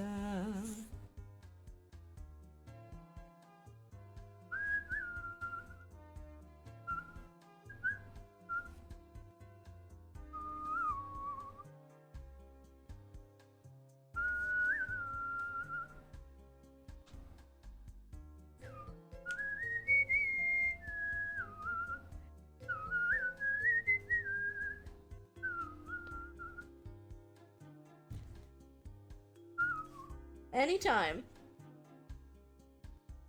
Is there a difference in size? There is not. There is not a difference in size between the petals. So I was doing the thing, and it was perfectly suitable.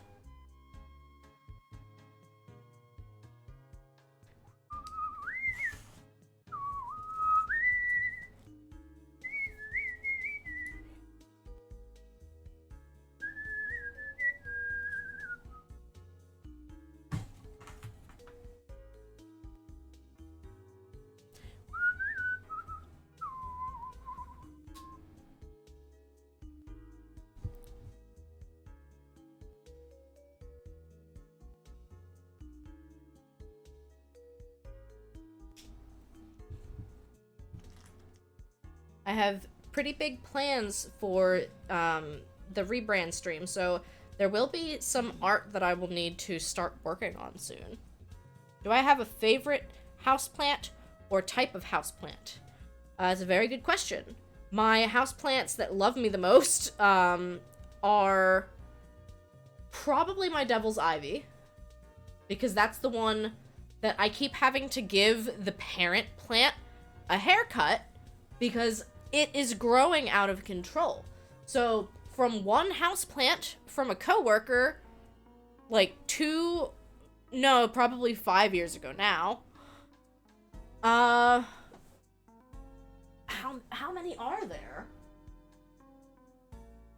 There's like 6 of those plants in this room alone. There's the parent plant, and then I want to say there's 2 more over there. And again, I desperately need to give it a haircut. My favorite pretty plant right now is probably the Trandasantia. Let's see, Trandasantia. Close enough. Also known as spiderwort. Yeah, I have one that is pink and green, kind of zebra variegated. And then I also have a solid purple one that is, like, growing up through my blinds. It is begging for as much sunlight as possible. The greedy little thing. You had one, but it died. I got one from my mom for Mother's Day, and I think it's doing okay. I have kind of, like, encouraged my parents to start trying plants again, because for the longest time they were like, oh, can't keep it alive, why bother? And I was just like, I bet you can though.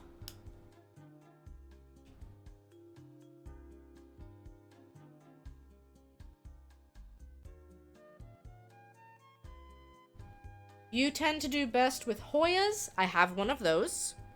Or philodendrons. I have 2 of those. I can't remember if Devil's Ivy is technically classified as a pothos or a philodendron. They survive my neglect. I also have a spider plant that's doing well, and I have 2 snake plants that are doing very well. I have a staghorn fern that's doing very well, and a dracana, also known as a corn plant.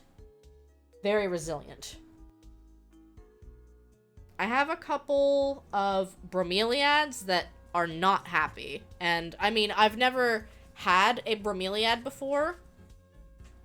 And my loving husband got me some as a gift.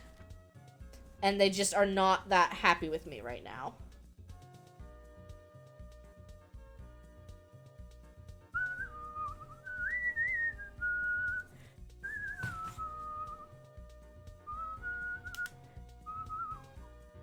Oops. I'm still losing petals for my Lego succulents. I'm murdering them. No, they're fine. Your husband told you no more plants. I am currently at the point of saying no more plants as well. I love them, but a lot of the ones I have are already making more plants on their own. So it's like, yeah, they don't need more.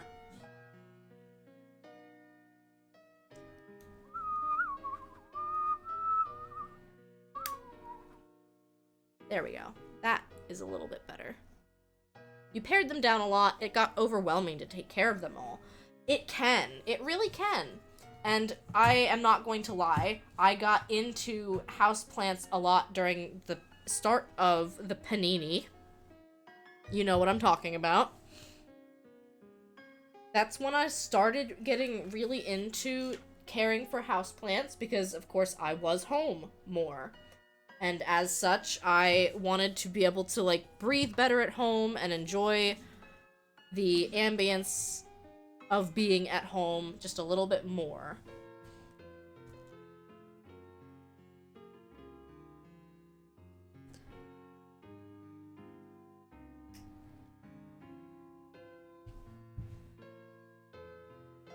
Houseplants had a big boom at the start of the panini. They really did. And I mean, I think it's a good thing.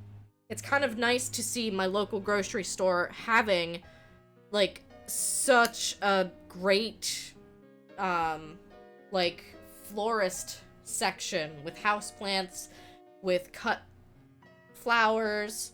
People either made bread, played Animal Crossing, or propagated houseplants. I did all three! Bingo!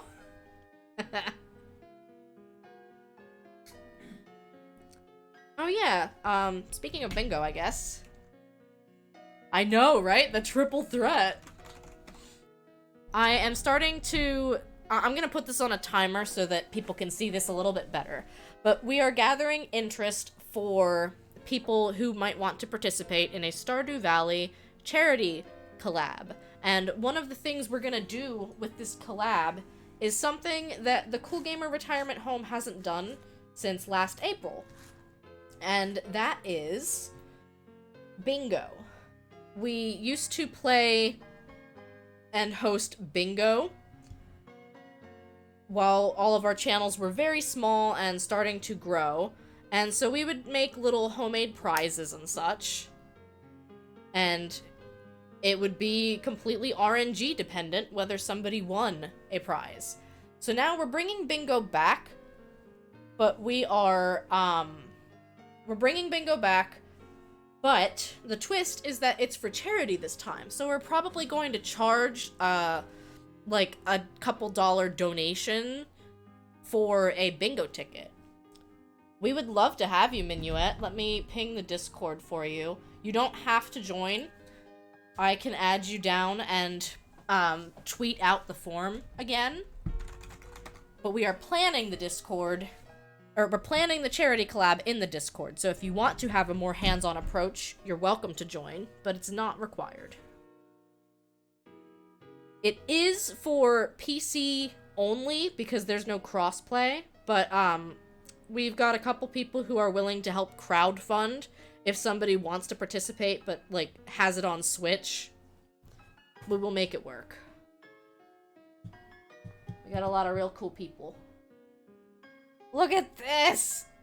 Oh, I love this one.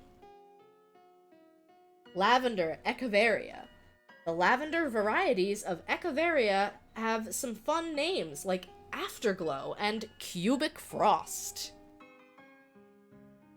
What would you name yours? You have it on both? Me too! But PC is what you mostly play on. The goal for the Stardew collab is to, have everyone come together and pick a part of Pelican Town to decorate. So, like, if you've ever seen those tweets where somebody, like, makes their quarry look really pretty with benches and they kind of turn it into a park, that's what we're doing. Except we're gonna be, breaking it into, like, different streams. So, like, someone might stream and they'll do their own section, and then someone else is going to stream and they'll do their section, and it doesn't all have to be done at the same time. Because I understand more than most that scheduling can be a beast. Because we figured if we're gonna ping and promote an environmental charity, that doing something like that might be a fun way to go about it.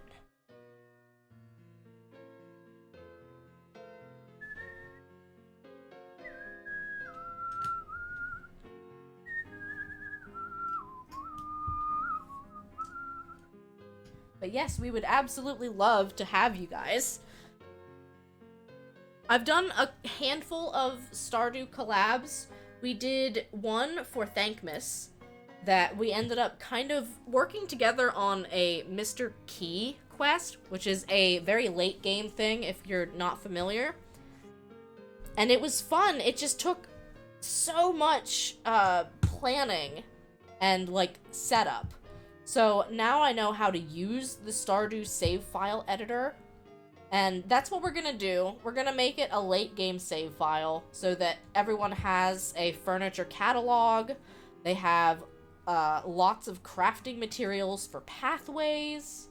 So it's not supposed to be a grindy kind of stream. It's supposed to be that you have anything that you would possibly need, and you just go make it look pretty. Gotta go back into lurk mode for a bit to make dinner. Sounds good. We are almost done, I think, with this booklet. We maybe have 1 or 2 more succulents. And then there's a whole 3rd booklet. So we're just gonna keep making Lego cacti because this is fun. And I have wall shelves that would be perfect for me to kind of, like, split these up between.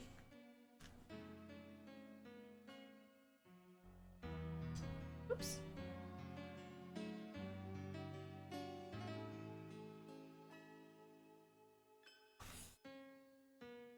I started sending out the collab registration form today. Basically kind of asking people to figure out their own comfort level and their own level of involvement. So it could be like, maybe you don't feel like streaming, or maybe you're on a stream break or a holiday or something, but you wouldn't mind hopping on to play, to build and decorate. That'd be fine. Or if maybe you don't know if you want to stream or play, but you like the idea and want to help promote the charity, promote the cause, make some posters or something.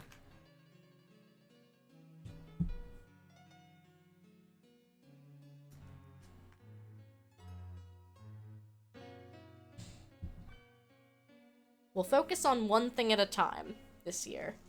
I'm trying to do better at planning out my charity endeavors a little further in advance. I don't think I did poorly with any of them.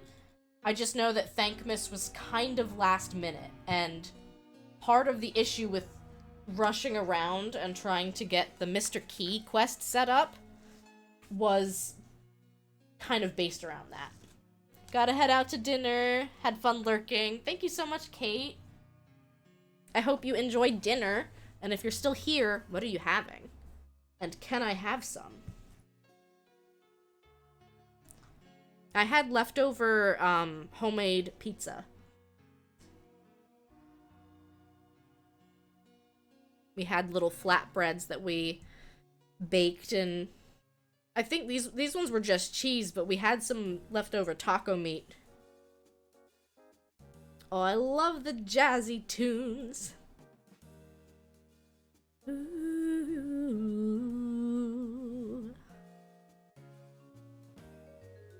We're building a cactus. You wish you could commit to that kind of endeavor. You know, and that's fair. I have a couple of people who are like, I just don't know what I'm doing in the end of March. And we can keep it kind of open-ended, though of course some like late ads are probably going to not be on the like schedule, because we'll make that up early. And by schedule, I just mean the graphic. Like, people can decide last minute, like, hey, yeah, I want to stream. But mostly what I'm trying to figure out is with Stardew Valley and with wanting to share the save file, like, I don't know if I can commit to always being at home to start up the save file to let multiplayer people join. So we're trying to figure out, would it be better to just send the save file from person to person? And it's hard to know. So we're probably gonna vote on it, I'm thinking. You're having a hot pot? Oh my gosh. That sounds so good. In our Discord, actually, Island Grandpa, one of the members of our little stream team, I want to say he was supposed to have, like, an in-person gathering with a friend, but something happened, it kind of fell apart, and so what they did was they kind of, like, made Hot Pot communally with their Discord group. So, like, each person would kind of say, like, what ingredients they were putting in, and oh, the pictures looked really good.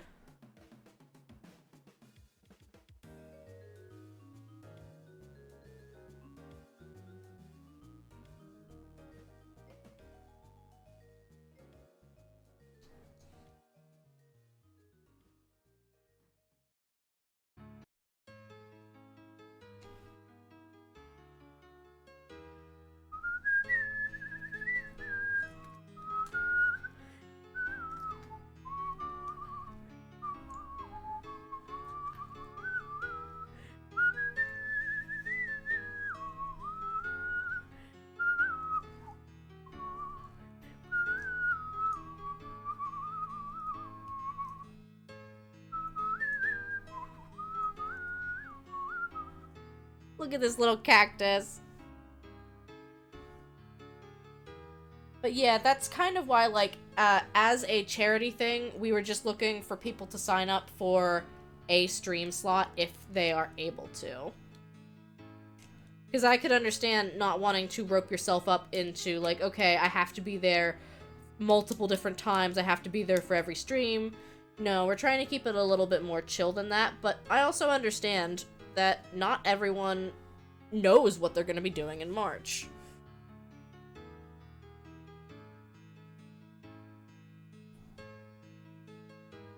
And there's nothing wrong with that.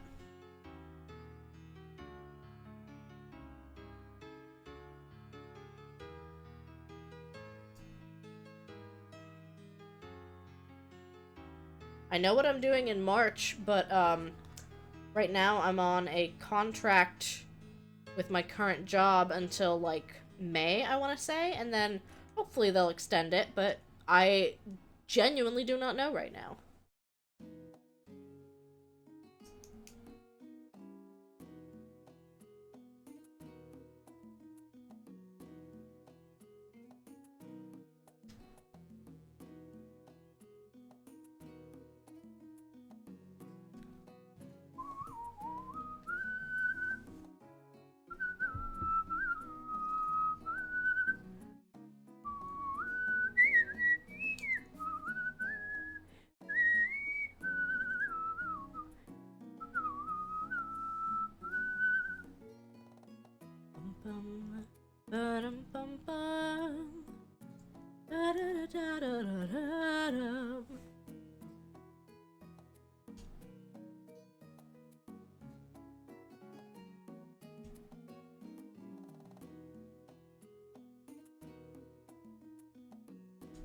Is that wrong? It's wrong.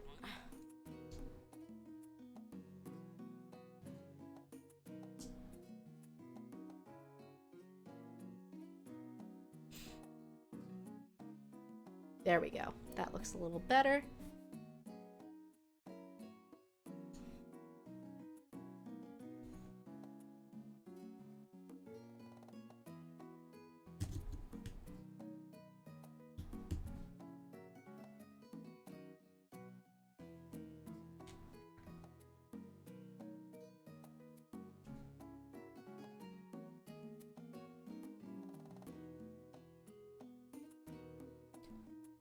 Yeah, I'm thinking that since I have the day off on Monday, I might stream. We'll have to see. We'll have to see what I want to do. Because we are very close to finishing Wildflowers. And we are 2 dungeons away from finishing our Link's Awakening randomized campaign. Hi, Fox. Welcome in. The Stardew charity collab you're putting together is quite the project. You know, I just have to do something that I haven't done yet as far as charity's concerned. We did Raft last year in February, and it was so much fun. But, it makes me think, okay, do we just do Raft again, or do we try something else? And I don't know. I love Stardew Valley, but when it comes to streaming it, without very crystal clear objectives, I run around in circles. And I kind of figured, you know, for a charity collab, you want a clear objective. You want something that you're working together towards a goal for, and doing town beautification while we raise money for an environmental charity seemed like a pretty good fit. Of course, Fox. I still love that you're playing Oblivion. I got so absolutely sucked into Oblivion when I was in college. We're making Lego succulents. We're talking about charity stuff. We're talking about the upcoming rebrand stream. How many people are participating so far? Let me check, because we just added Minuet.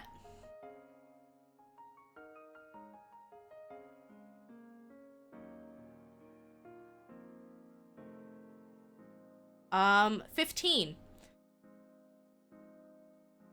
We have 15 collaborators at the moment. We have one more that I reached out to see whether she was interested, because she's done Stardew collabs with me in the past. Yeah, it's gonna be good. I mean, I think we went from, like, having 6 people in our first big charity thing to 10 to now 15, and who knows who else is going to decide that they want in before we get started. Yeah, rebrand stream. I mean, it feels funny to call it a big rebrand stream because I did already update my username, but I kind of want to, like, update a lot of things at once. So I'm thinking I'm going to have an updated model. I might have some updated redeems for different forms for my model. We'll have to see how much of the art I can get done. We're gonna get some new emotes. We're gonna get some new overlays that I'm gonna make. I cannot wait. And I think we're finally gonna unlock some of my VTuber lore. I'm planning on making a little storybook to tell the story of Redria the piranha plant.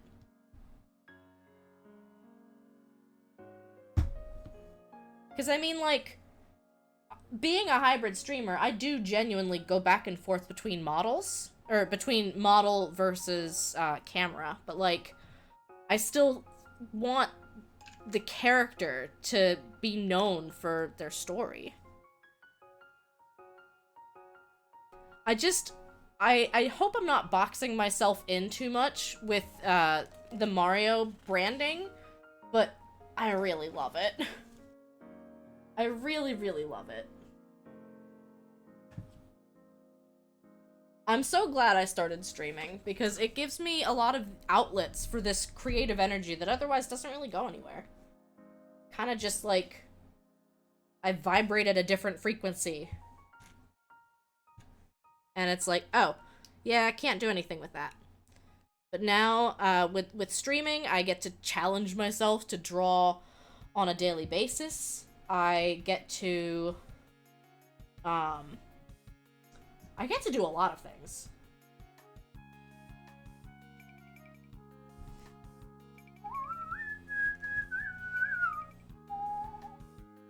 One of the things I'm happy about getting to do is, playing the flute. Because it's something that I love doing, and I just haven't had space for it in my life lately.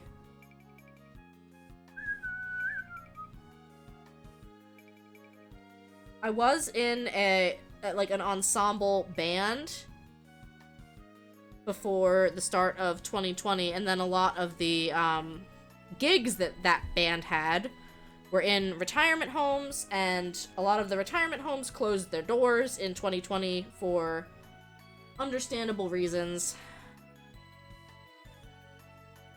So right now we're building the cactus flower.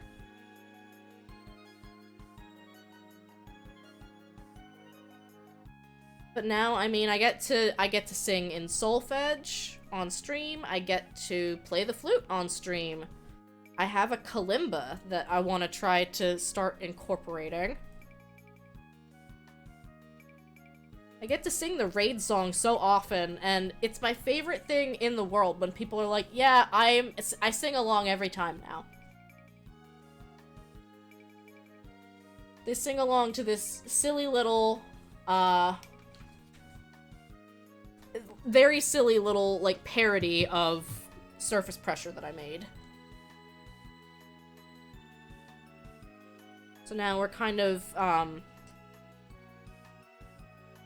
we're staggering.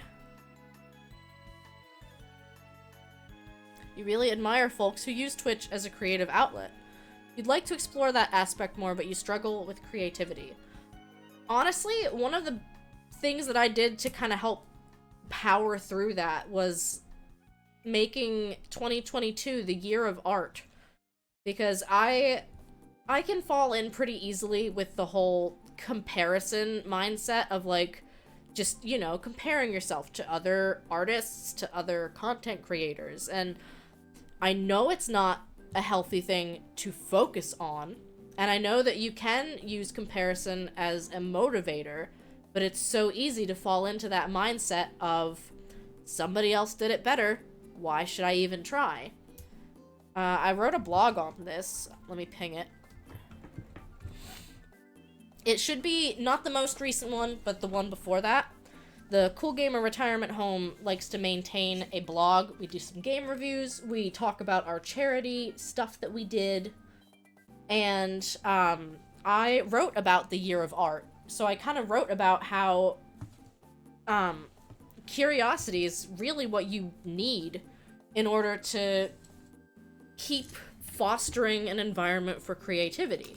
That as long as you're still curious about what you're capable of, you can keep experimenting, keep trying new things, and it can be a really rewarding process if you have the energy for it.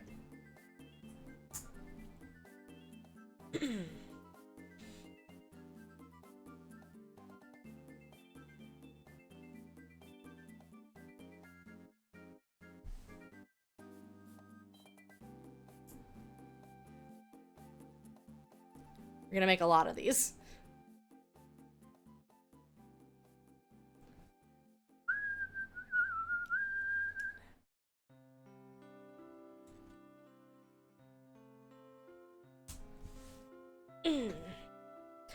And, like, I can't just say, oh, well, power through that, power through the fact that you compare yourself to others, because it is genuinely not that easy.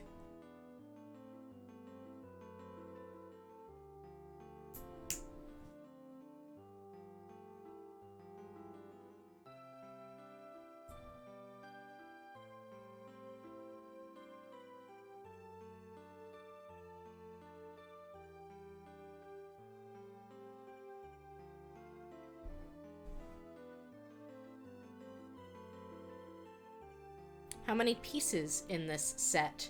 I didn't actually check.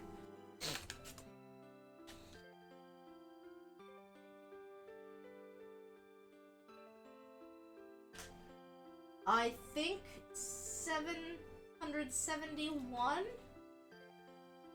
Because I think the number here that they have, the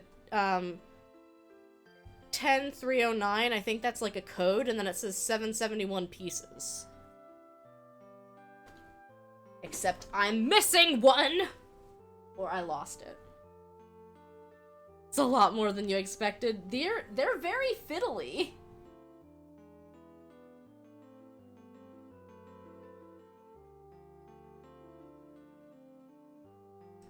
I'll keep these succulents alive, I promise.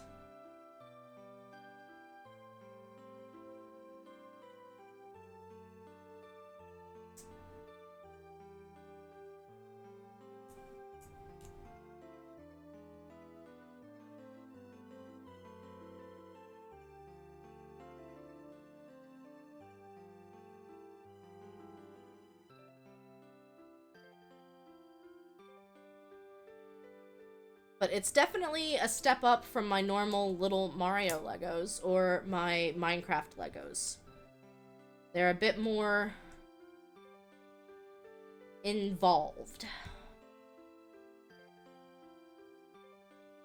This was a holiday present from my high school bestie slash maid of honor.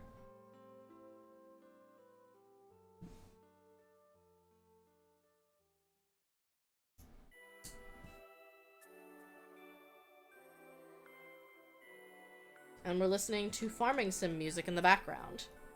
We were also talking a little bit earlier about games coming out in 2023 that you're looking forward to.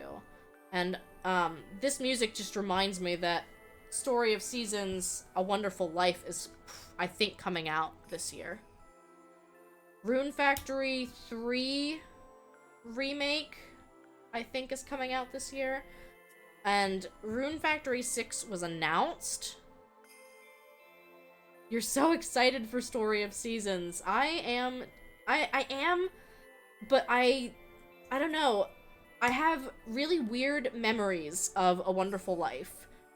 So, I didn't know this at the time, but apparently A Wonderful Life had a mechanic where if your character did not, like, eat dinner, you would wake up each morning with just this most miserable, depressed frown on your face. And I genuinely did not know why. So I hated playing the sad farmer game because my farmer was always sad. I never ate. This is like a core memory of mine. Because I hated playing this game because I looked so miserable running around, watering my crops, doing my little chores. I was like, why are you sad? And then, of course, sometimes I would wake up and I'd be fine, but then other times I'd wake up and I would just look miserable. It was such a weird little detail for them to put in the game. And, like, it's one that fully does make sense. You gotta eat. No, I don't like that. We will alternate all of them. It's kind of funny what stuff of that, like, really sticks with you. You wonder if that'll be included in this one. I don't think so. Is that an Inky I see? It is! Hi, Inky!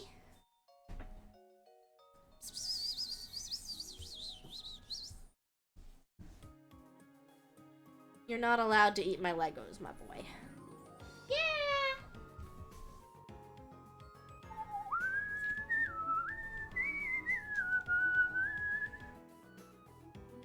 Why am I missing another piece? The cat hasn't even been here to be swatting them.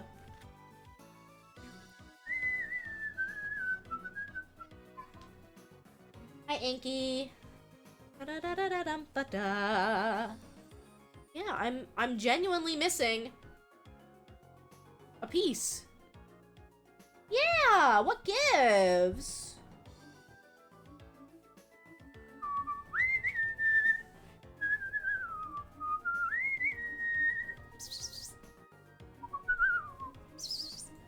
Come here. Come on. I just changed scenes for you and now you won't say hi? Come here. Come here, kitty. No, I don't want you jumping up on my legs, though, because you're going to scratch them. There he is. Say hi to Inky. He has an emote just for him. Because if you didn't hear him, he was yelling. Now he's purring. Say hi, Inky. Put your booty away, Inky, my son.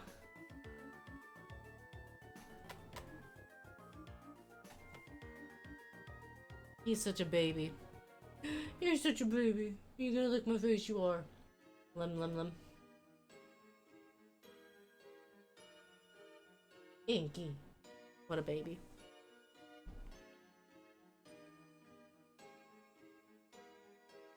Yes, purr into the microphone for me. Rub. Rub.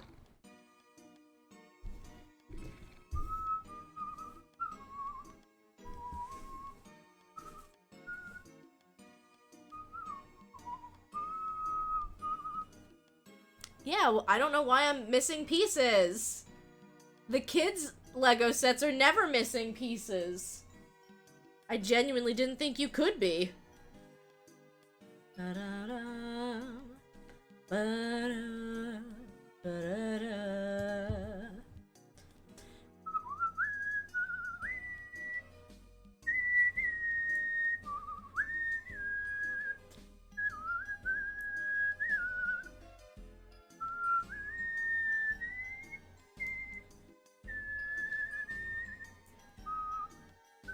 We'll make do. You wonder if it's like IKEA? You could just ask them to send you the pieces you're missing. Never had a Lego set missing pieces. They will send it to you if you contact them, but not sure it's worth the trouble. That's kind of what I thought. And, like, I know I dump the pieces out, but I do it in a very controlled manner, and then I put them in a tray. Yeah, I have never had them be missing pieces before. And the fact that there's 2 missings, I mean, this works. You know, it's just, it's more natural, you know?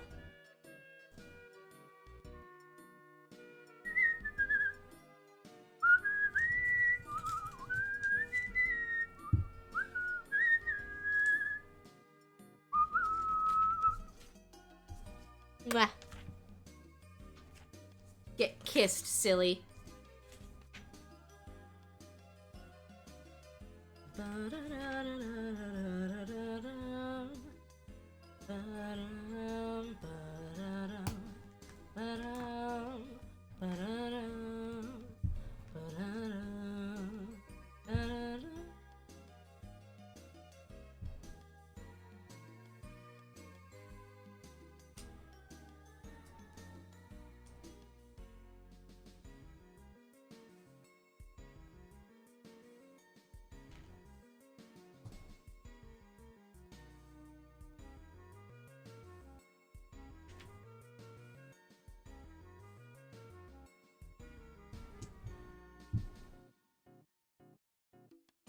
There we go.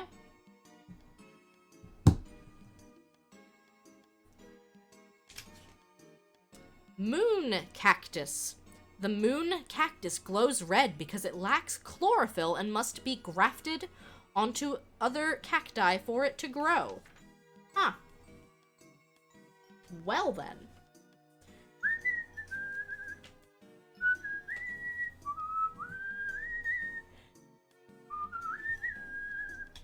Shoot. It's a little top heavy, huh?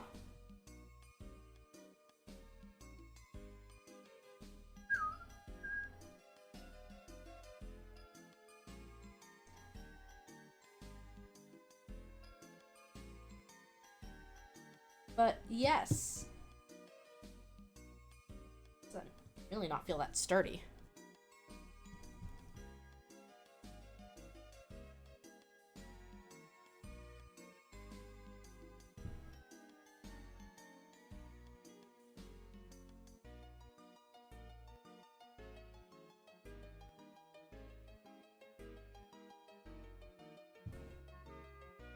All right.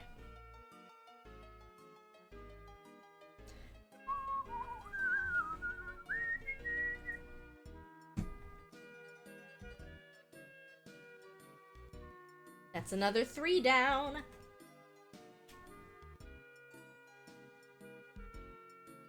Inky, are you having fun here? Da-da-da. Ba-da-da-da. Ba-da-da.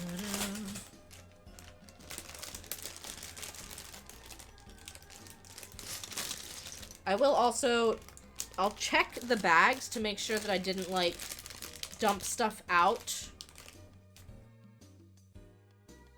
And, like, I missed something that was still in the bag. Because, you know, that happens.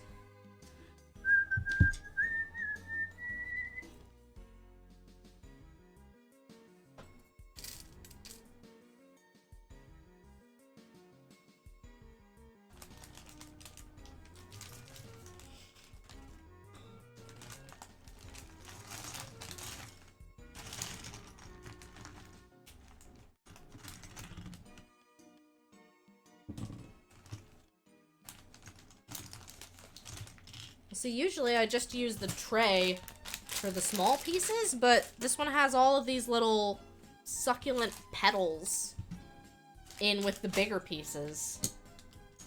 So it seems kind of like a mess. My tray isn't big enough for this.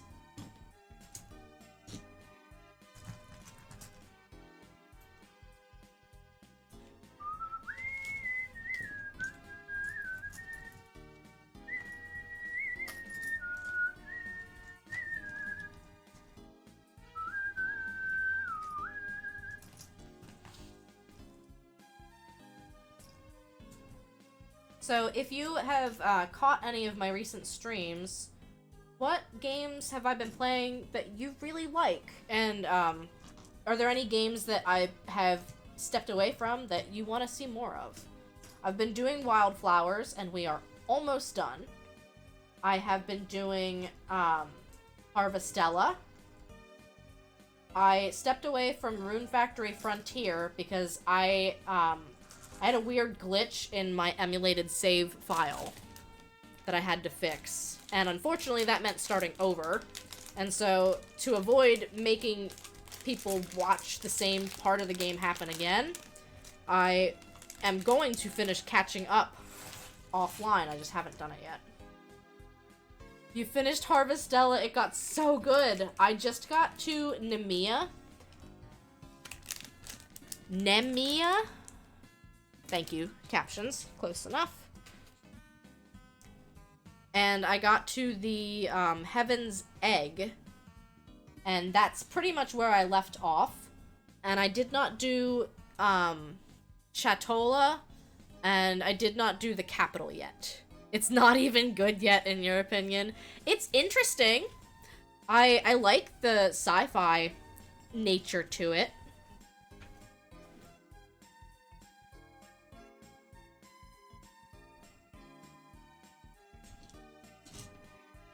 Like, Rune Factory is usually very typical fantasy fiction, whereas, Harvestella is very sci-fi.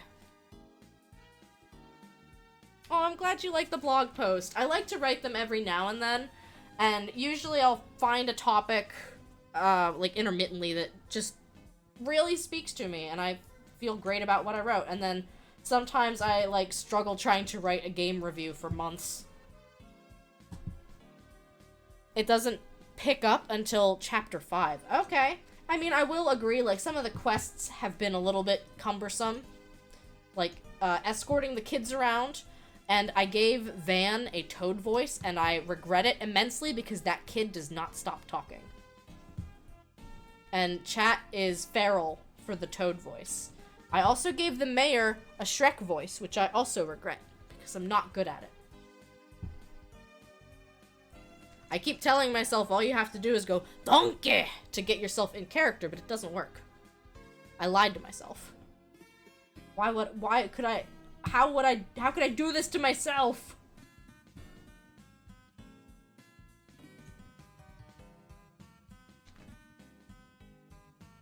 Bum, bum.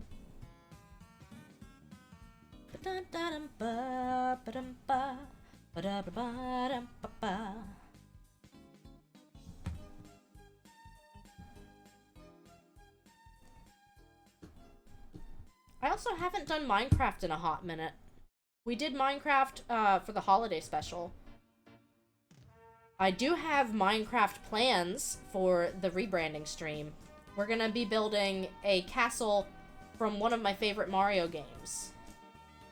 We're not gonna build it to scale or anything, because that's not usually how I like to play the game.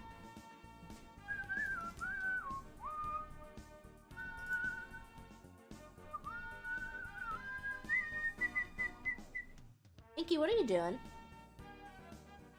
Thank you. No, you're not eating plastic. Cats in a nutshell, huh?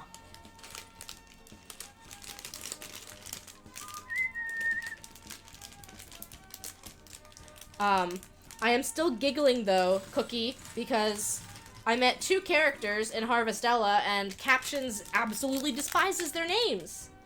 There is, Asil? Asil. Yeah, thanks, Captions. Definitely 100% what that character's name is. And then there's also Heine. I'm an adult.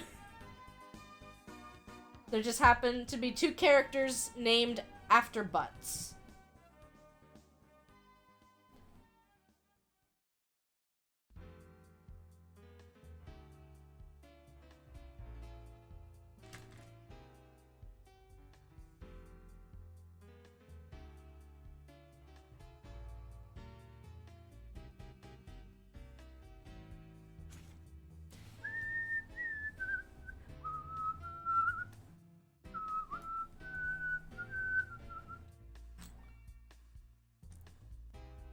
Oh yeah, I also have Dragon Quest Builders 2.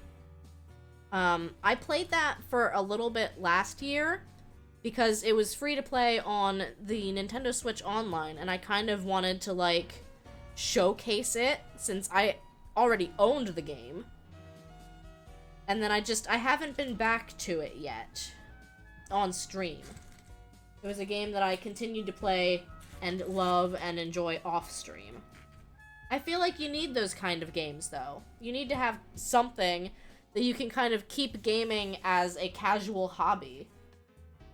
You know, not everything has to be something that you stream. You can have games just for you.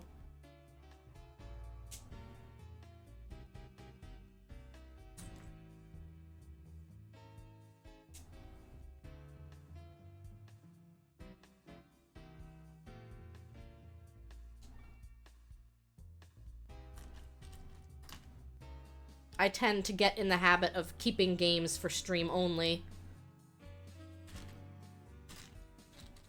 And it's a habit I'm aware of and trying to break free of because, again, it's like any hobby. You want to keep parts of the hobby for yourself. Parts of it that you can enjoy without having any sort of work or grind mentality to it.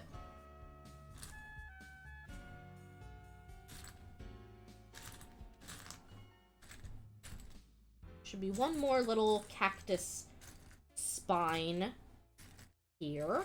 There it is.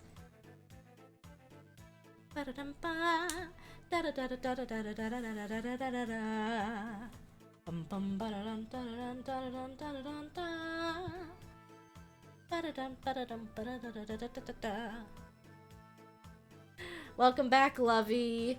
I shared a blog post that I made. I don't think you were here for that.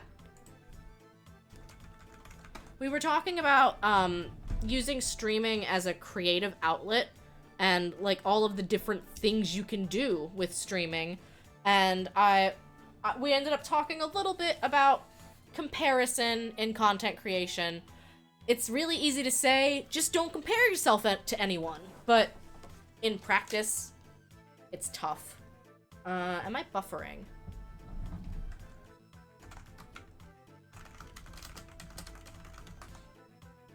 It looked like it was loading there for a second for me. I'm just gonna refresh. It might be on my end.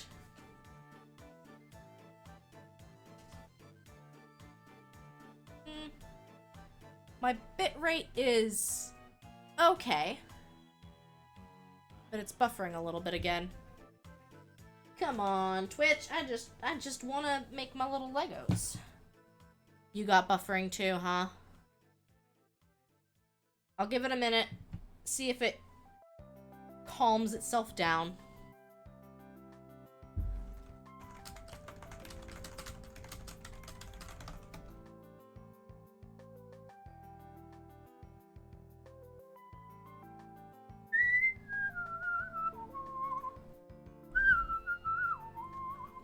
Well, we will hope that it's just a temporary little thing.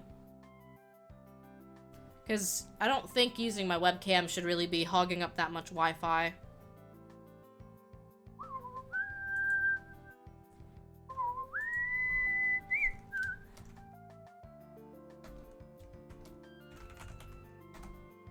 I'm just pinging those again while we wait. But I think it's back, at least. I hope it's back. Okay. Seems okay for now. It may have just hit a little hiccup. I can restart stream if needed.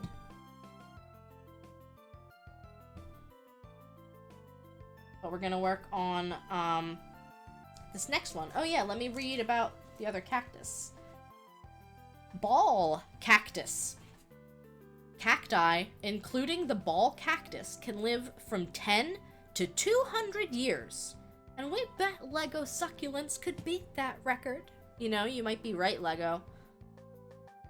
I will be hard-pressed to kill these. 200 years, though.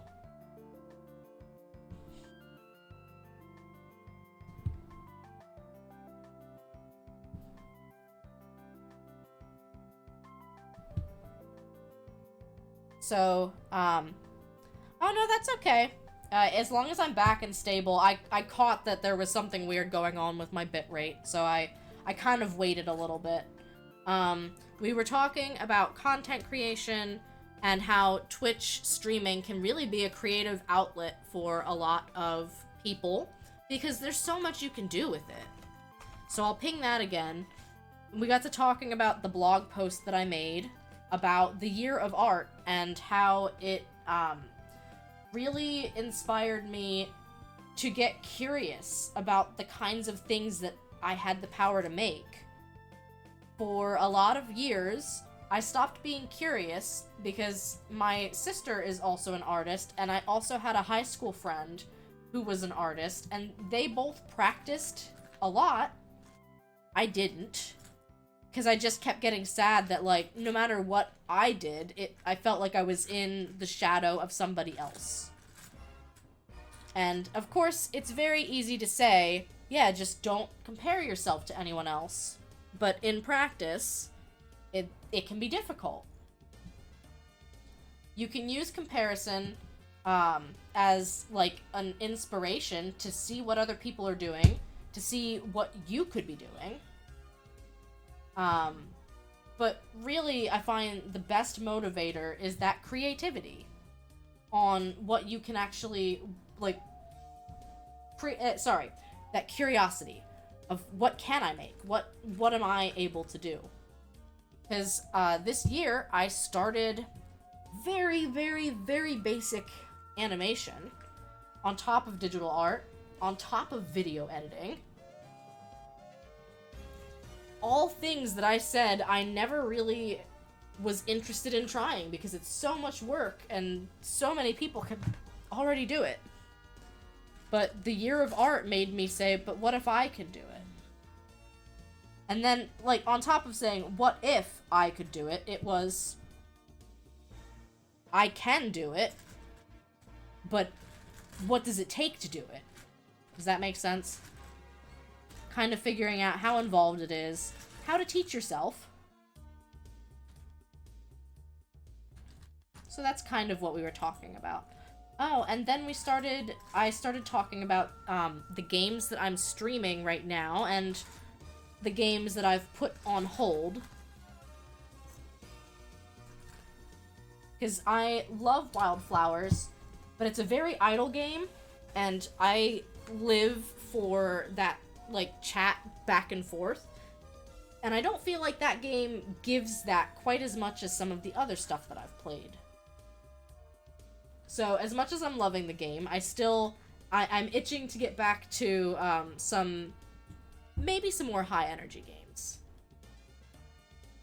Oh, definitely. You gotta push yourself to try some of those things. Sorry, I've got a stream delay. Let me reload my stream manager. Hopefully the delay is not too bad. No, it looks like that fixed it. I just had to reload.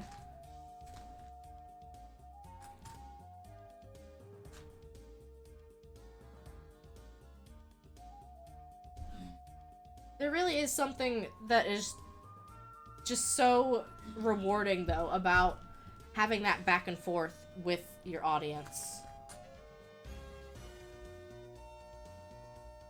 And as much as as much as some people might dream of like, oh, well, what if I made it big on Twitch? I feel like I would lose the ability to talk to my audience.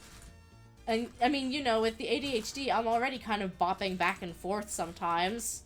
So if you add, like, having chat moving faster than the speed of sound, good luck. Yes.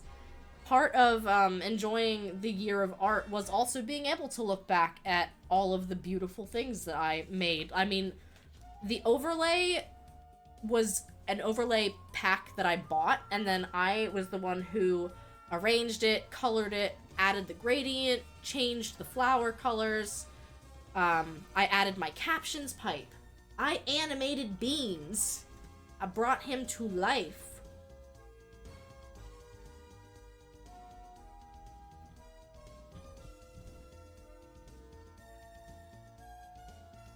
And my PNG model as well. So yes, I'm eager, because part of the rebrand is possibly going to have some different forms. I mean, piranha plants, there's PD piranha, who's got legs, and that's something that a lot of piranha plants don't have.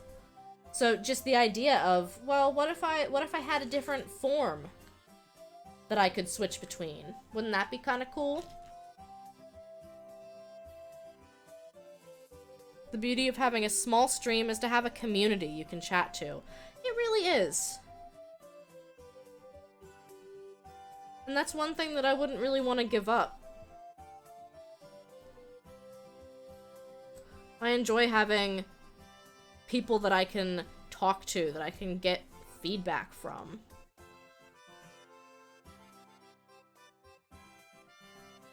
Like, they can be there to celebrate the wins, to be just as exasperated as you are when things go haywire. Oh, and part of the rebrand stream we're gonna get into some lore. You know, most VTubers, PNG tubers, what have you, most characters will have some kind of lore. Hi again, Inky. What can I do for you?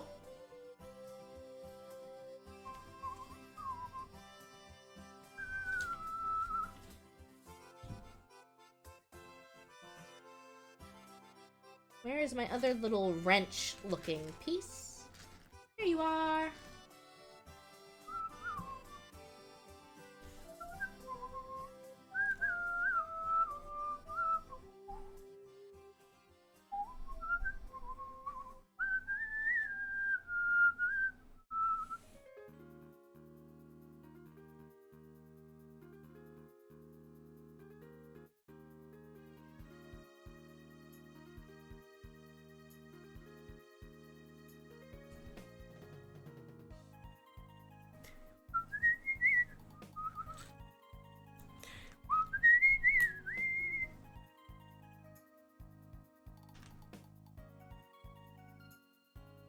Like, I mean, I feel like that's kind of what the Twitch Moments thing was created for, is just, that's what you want as a streamer, or at least that's what I want as a streamer, is to have people to share some of those moments with.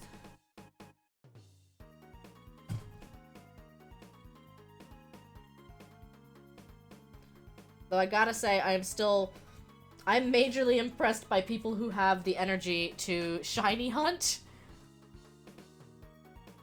Because, I mean, that would be a moment to share, for sure, but I don't have the energy. I also don't feel like I have the RNG for it most times.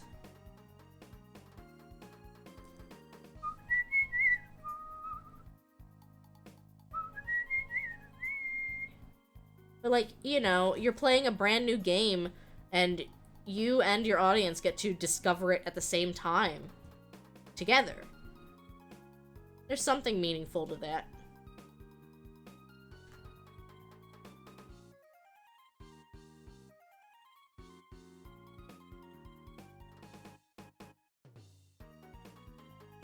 Pinky.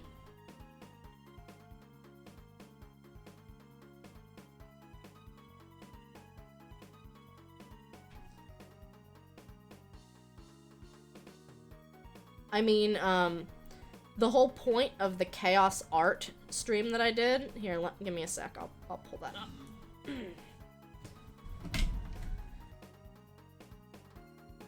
Hopefully it won't be too big, but we're gonna find out.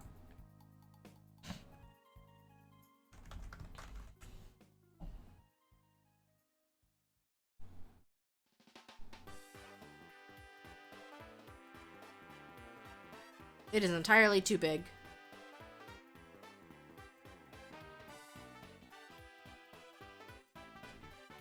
This was something that we did for a stream where all we started with were my 2 cats and the, like, soup pot, and chat had to spend channel points to suggest some ingredients and some characters and some, like, background things. And this was so much fun to do. So much so that one of the upcoming rebrand stream tipathon rewards is going to be doing an alphabet book for Beans, my little pet in the bottom left corner. We're gonna do an alphabet book. So 26 different little illustrations that chat is going to be able to help me come up with. So if we hit that goal, an art stream is gonna have to be on my regular lineup. I'm glad you enjoyed the idea. It was not an original. The execution was maybe a little different, but I got the idea from Kate's sketches.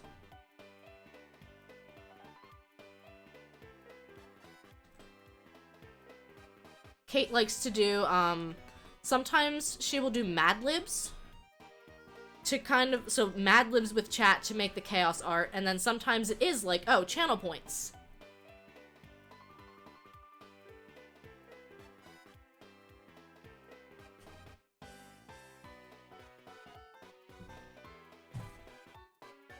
That was a really fun stream.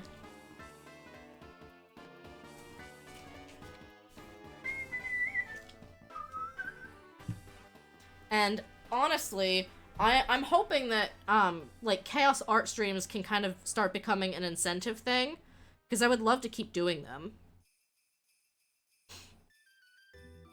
But I also know that the chaos art streams work best with an audience that wants to participate in making the chaos art. So finding the perfect, like, time slot for it can be tricky.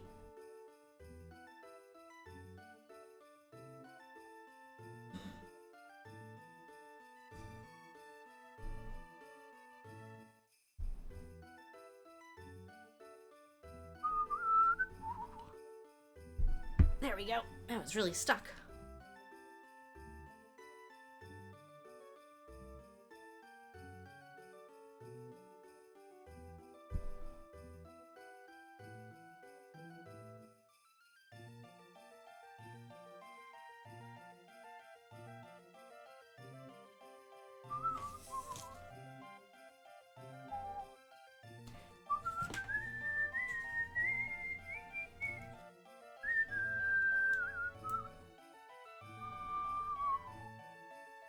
So we have a little, like you're supposed to kind of turn the little blocks.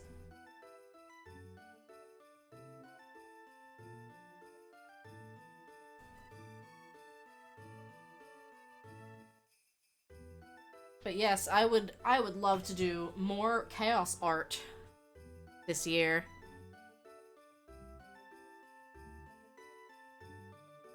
I've talked about this a little bit already, but since we're kind of just chilling and chatting, and since we were talking about how 2022 was the year of art, do you have any, anything that you want to turn 2023 into? For me, my plan is to make 2023 a year of intention, of, like, planning and following through. That's not to say that I don't plan or follow through ordinarily, but sometimes I will sit on ideas for a very long time without any moving towards execution. And I understand that part of that is learning how to deal with ADHD, but I also think that sitting with your intentions, figuring out, like, what you actually truly want to do, and then moving towards it, like, just trying to be more direct with what you want out of the year.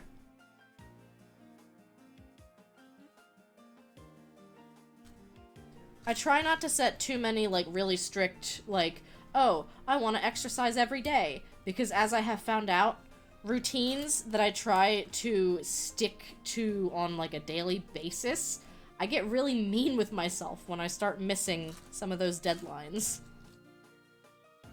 So, like, maybe it's, okay, let's start using my planner more. It's got a habit tracker. We will just simply start using it and see what happens.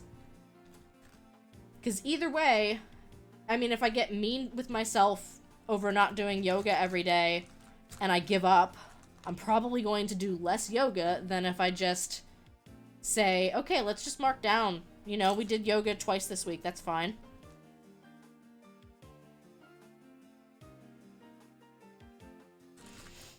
Consistency is something that I have been struggling with, along with scheduling of certain tasks. Because of course when you schedule something, it can feel like a chore. And it takes work to kind of unlearn that. Like, oh, I have to do my yoga today. You like that I choose a general theme for the year. You always feel... What's that? You always feel like a failure when you set XYZ goal, then don't achieve it, but you can live intentionally in many ways. See, that's kind of what I wanted to do too. In 2022, instead of setting a goal of, you need to draw every day, it was just a goal to make it a year of art and to do more art than I had done in the past years. Because I used to be that way, where I would set really specific goals. And I mean, I'll be honest with you, I did kind of set myself a stretch goal for content creation. I was like, oh man, wouldn't it be cool if I hit 1,000 followers by the end of the year? Like, maybe that's unrealistic, but it would be so cool if I could. And then, of course, when you don't meet that goal, you feel like you've let yourself down. When sometimes, and whether it's something you can control or not, but with metrics like that, you really can't control that. So it's not fair to set that expectation of yourself.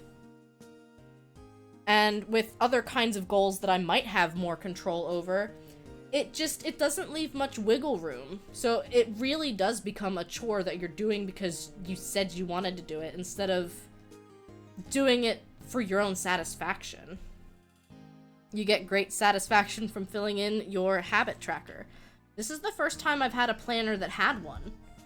And at first I was like, I probably won't get much use out of this, but so far I've been enjoying filling out. I even put streaming on my habit tracker so that I can, one, see how consistent I am with it, but two, make sure that I'm not letting it take over, that I'm still giving myself time to do my own things.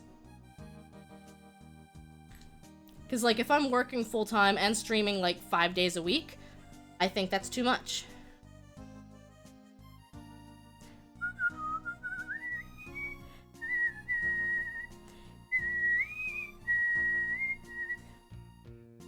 You have so many barely used planners.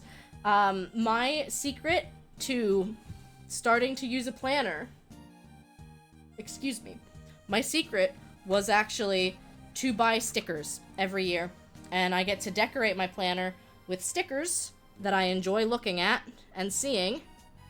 And I recently posted on Twitter the past 6 years of stickers. Because I keep those journals. And I'm not gonna lie, I kept getting mad at myself the past couple years because, like, I would go, like, 3 months at a time not using my planner at all. And I'd get mad about it. But, you know, like, that's not the point of the planner. The planner's purpose is to help you plan things. And so if it does that even just a little bit, it's serving its purpose.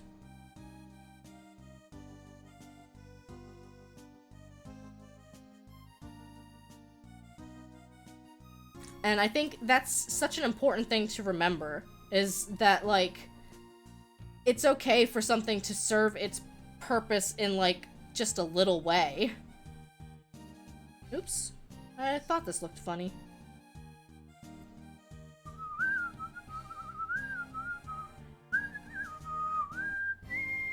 I have to turn all of these upside down!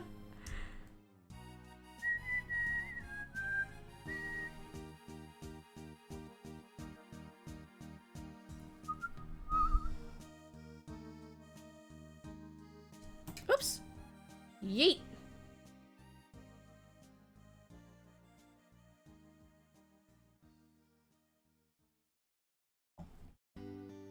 You make your own in your bullet journal. You are freshly diving into the bullet journal again this year.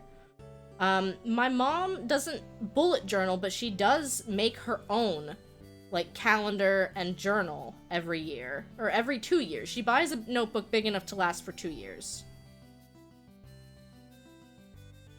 And then she is able to track a couple of different things in it. And I think that's really neat.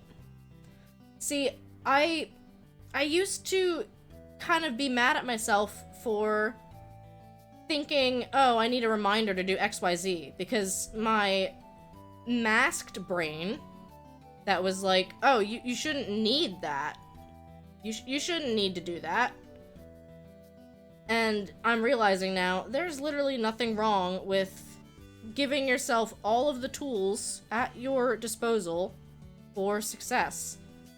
Like, for example, I did an art meme. I did the Undertale, It's You.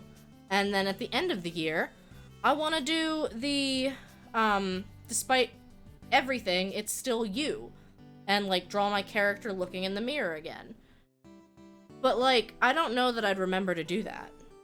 So, you know what I did? I set a calendar, reminder so that I will get a notification on my phone, and it will tell me, oh yeah, do this thing that you said you wanted to do. And, you know, there's absolutely nothing wrong with that.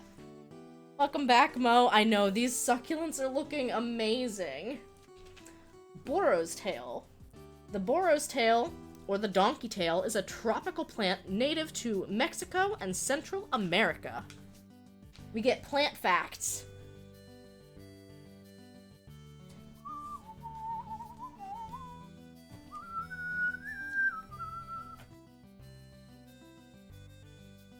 I know, I'm happy that my mom found a, like, self-made journal plan that works for her. I have found a lot of things that, like, I know what I need in a journal, and I definitely need, like, space for notes for multiple days. And I hate journals that merge Saturday and Sunday into one little space. Inky! Don't you eat plastic down there, you naughty boy.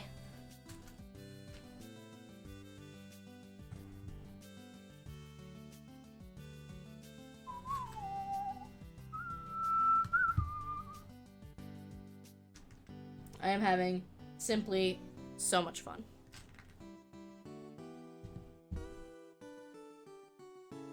And we got in the habit of journals and we're honestly just kind of, we're chatting about the everything, and I love it.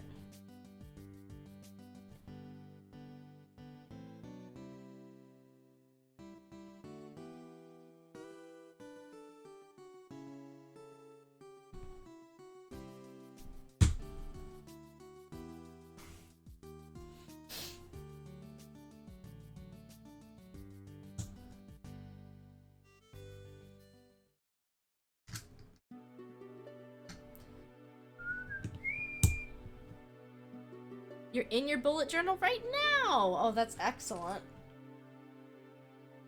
Yeah, I mean, I started the daily bean posting last year as a way to kind of continue. You know, it's the year of art. I'm gonna do more art. I'm gonna practice drawing my little stream mascot. We're gonna learn these things. And it took me a while to not beat myself up over not posting every single day. But, like, that wasn't... The point of bean posting wasn't, to me, that I had to have a new post out every single day. Because it... Like, the bean posts get a little bit of traction.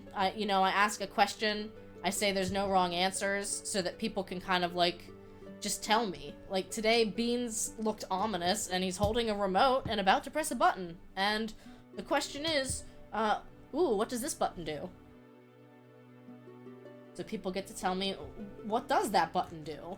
You know? Kind of just a way to brighten up the timeline. And if it does not happen daily, that's fine.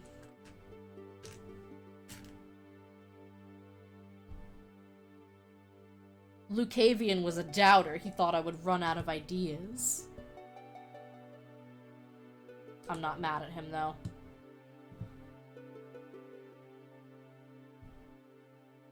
We stan Uncle Burby.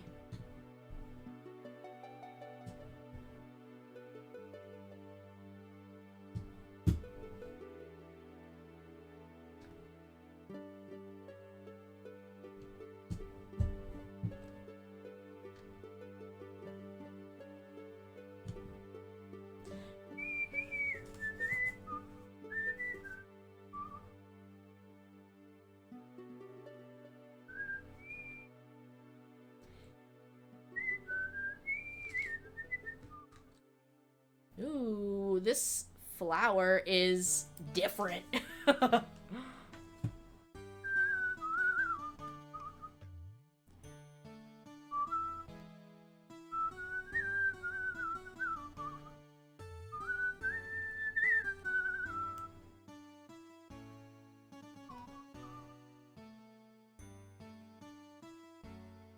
I did the thing I'm not supposed to do! Ah!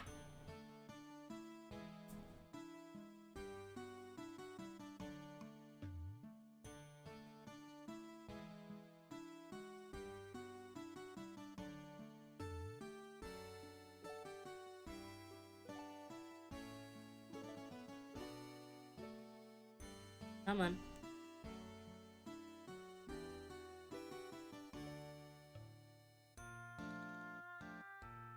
There we go.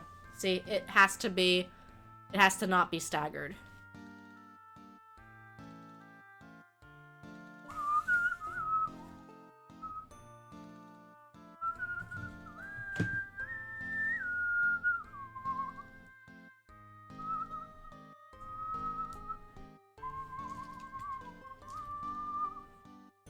It's funny, growing up, I kind of always looked at it that the building block pieces that had all of the, like, long stem stuff, those were the connects. So the fact that LEGO has, like, started using these regularly baffles me, but I get it. You need these kind of pieces.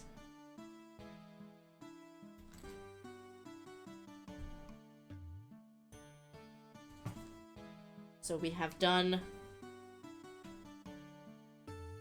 6 of those. Oh my goodness. We will do this weird looking piece.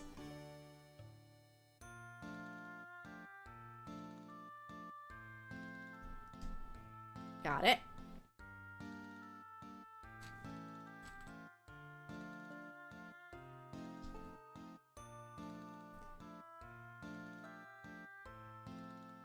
Okay. I hate this because... Ready? What is this? What is this piece? This is an assault weapon. What is this weapon doing in my flower, and why do I need 6 of them? I know! But, I mean, have you seen the bonsai set? Because all of the bonsai leaves are frogs. Like, they genuinely are just frogs. But, like, this is 100% a little Lego assault rifle. And it's being used as, like, the stamen of my plant. It's hilarious, is what it is.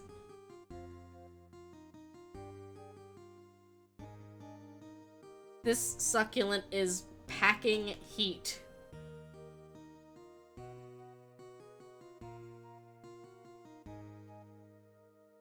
Taking pieces from their catalog that already exist, like, yeah, that should work. I mean, hey. The petals on my burrow's tail are definitely eggs. I mean, they're just colored green.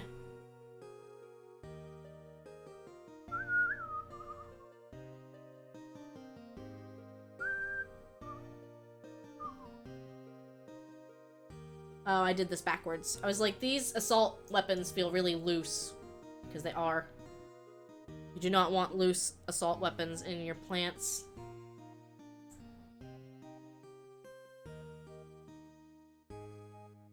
No, did I do this wrong?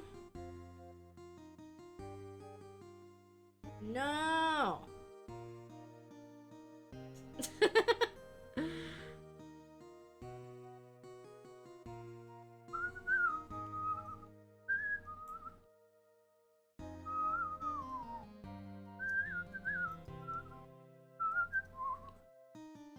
Can I even get these back? Okay, I can.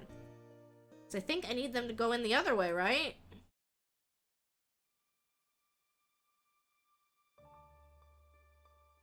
Yeah, okay. Time to undo. It's true, you also try to keep them out of your plants. I mean, it motivates me to not let my plant have a reason to be mad at me, right? Just don't give your plant a reason to be angry with you.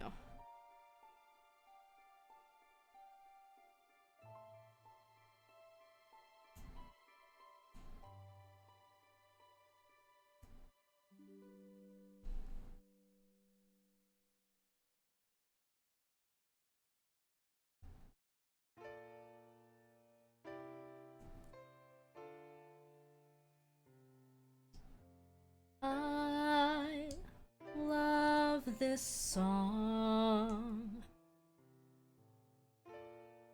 It makes me think.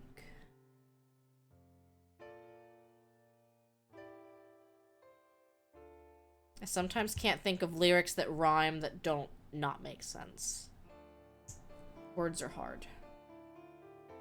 Improving rhyming lyrics are hard. I like writing songs, but on the fly, it's a whole different animal. I mean, you're not wrong. Lyrics don't have to make any lick of sense.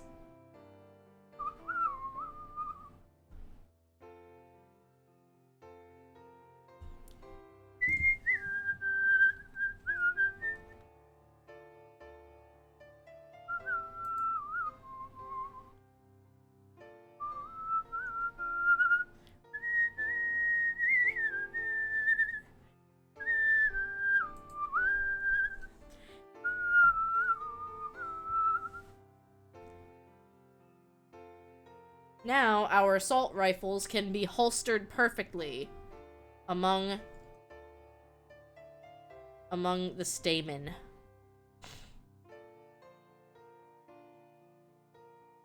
Oh, but yes, if you don't know if you will be available to participate in our upcoming Stardew Valley charity collab, there are other ways to be involved. Particularly, we will be doing our bingo. Oh, hi, Inky. You're taking a bath at my feet. Thank you. We'll be doing our bingo, and of course, bingo is always way more fun with participants. And it will be a pay-to-play bingo, but it'll be like, I don't know, $1, $2 donation to our charity in order to play along. And we're gonna have a lot of really cool prizes. I am making another Junimo plush. Junimo. Yes, that one.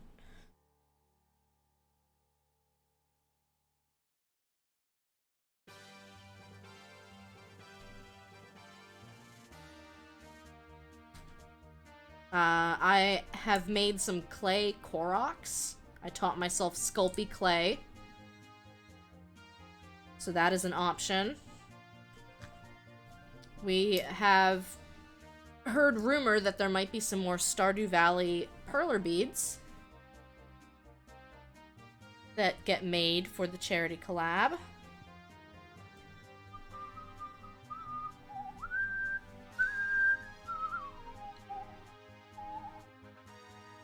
And probably much more. Because when it's for charity, it's a lot more fun to come up with the, like, prize ideas. You know, you want people to be engaged, you want them to be excited about RNG numbers on a card. It was funny, my mom she admitted to me, she's like, I thought playing bingo while watching you stream on Twitch was gonna be, like, the most boring thing. And I'm not gonna say that she's, like, the biggest fan of bingo nights, that she, like, rants and raves about them, but she does enjoy them.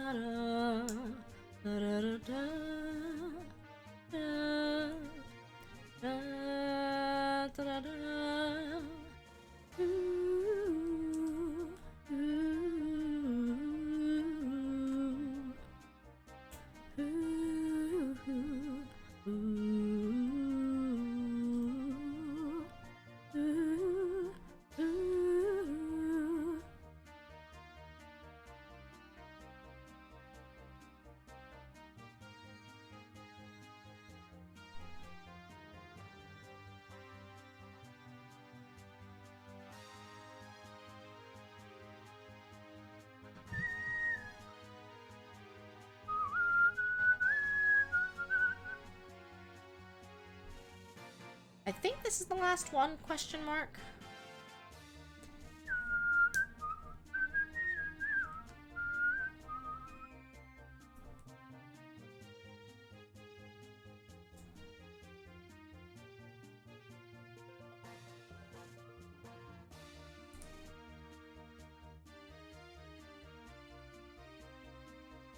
Hopefully the music balance has been good. I haven't had trouble hearing myself think with any of these songs in my head, and I haven't seen anything indicating, but you never know.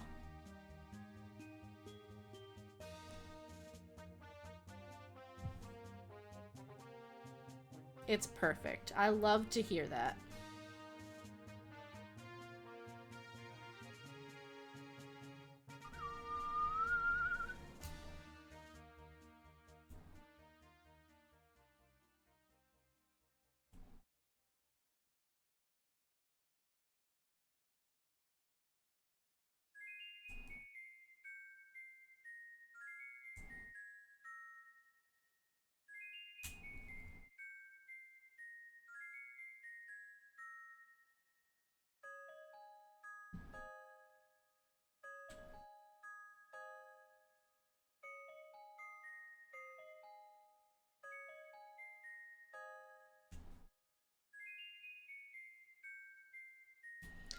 I want to say my one high school buddy and friend of the channel, Sullenest Snake, was in like chapter 7 of Harvestella himself.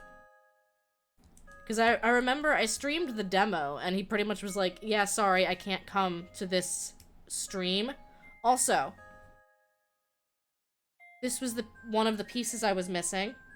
It was in the wrong bag, which is annoying because I already finished that other piece.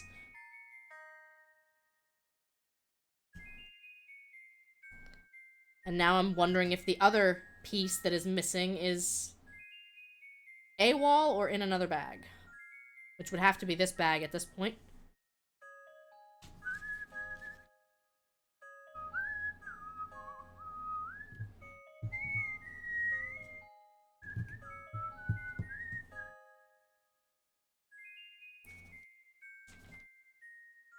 Not quite done with this one yet.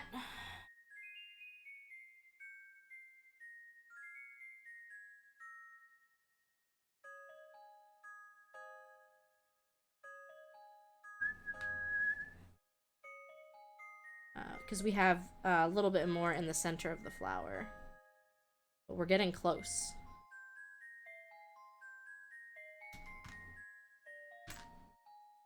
Also, I'm gonna take a moment right now to be sad about some of Netflix's recent decisions.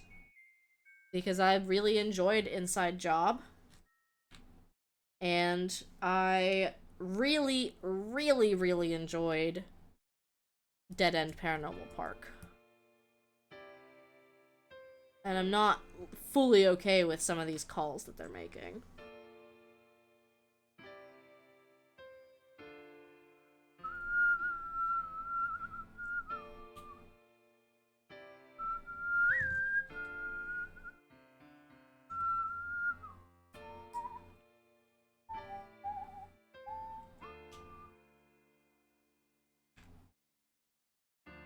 They tend to give up on those things too quickly, almost as quickly as AMC.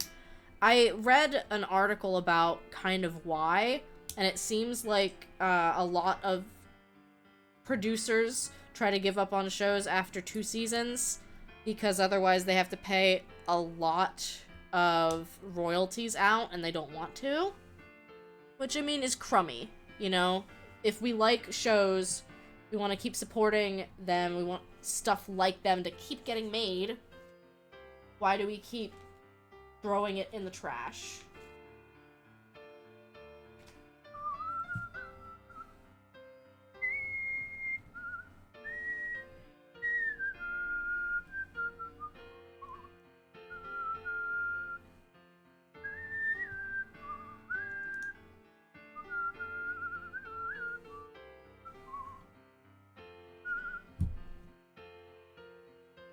The trend of ending everything on a cliffhanger needs to end. You don't mind one season if it's self-contained. Yeah, I will agree with you there too. Ending on a cliffhanger, especially because they keep canceling things, is not much fun anymore.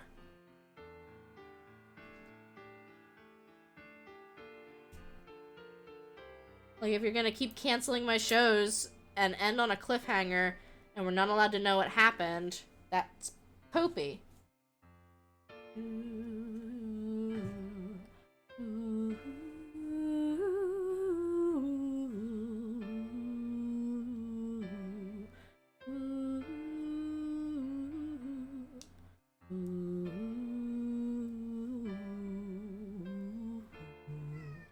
I know, Inky, I'm singing.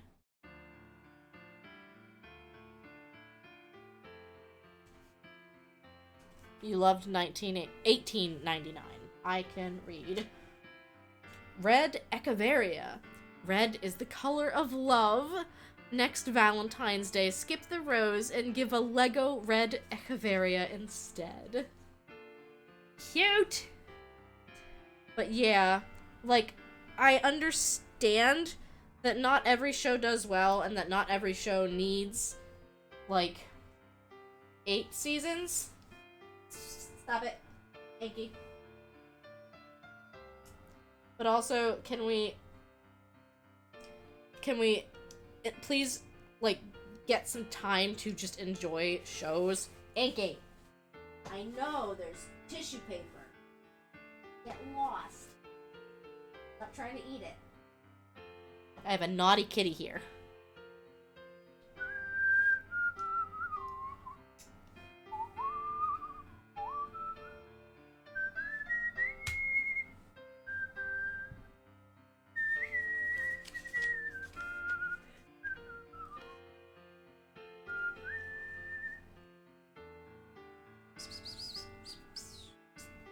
Oh, that's cute. You can, like, store extra pieces in this little one.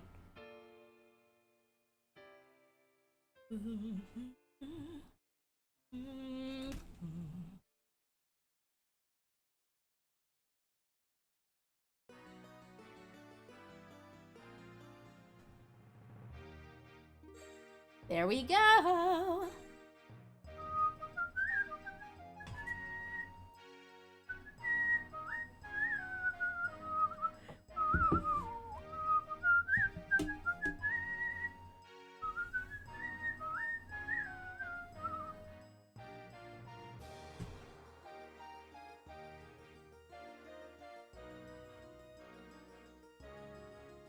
Look at our beauty!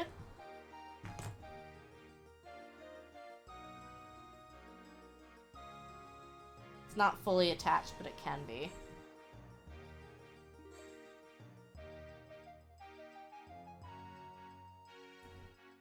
They're gonna stay so alive, these succulents.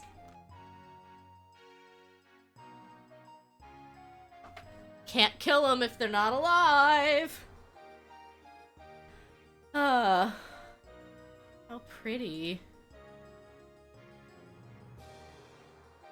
Well, I really enjoyed chatting and spending time with you guys. Thanks again for coming out to celebrate 725 followers with me. I think one of the things I want to start getting back into is, like, you know, genuinely come out and celebrate these milestones.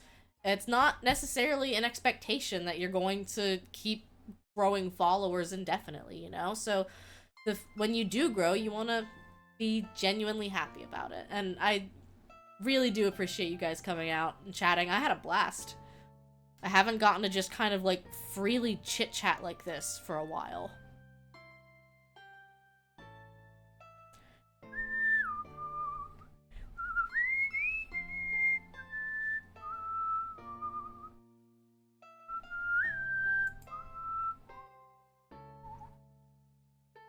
Let's see.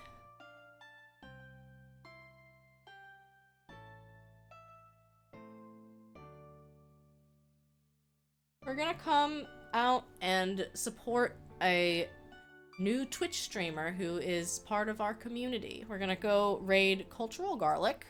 They are streaming some Stardew Valley, which will help get you in the mood for the charity collab.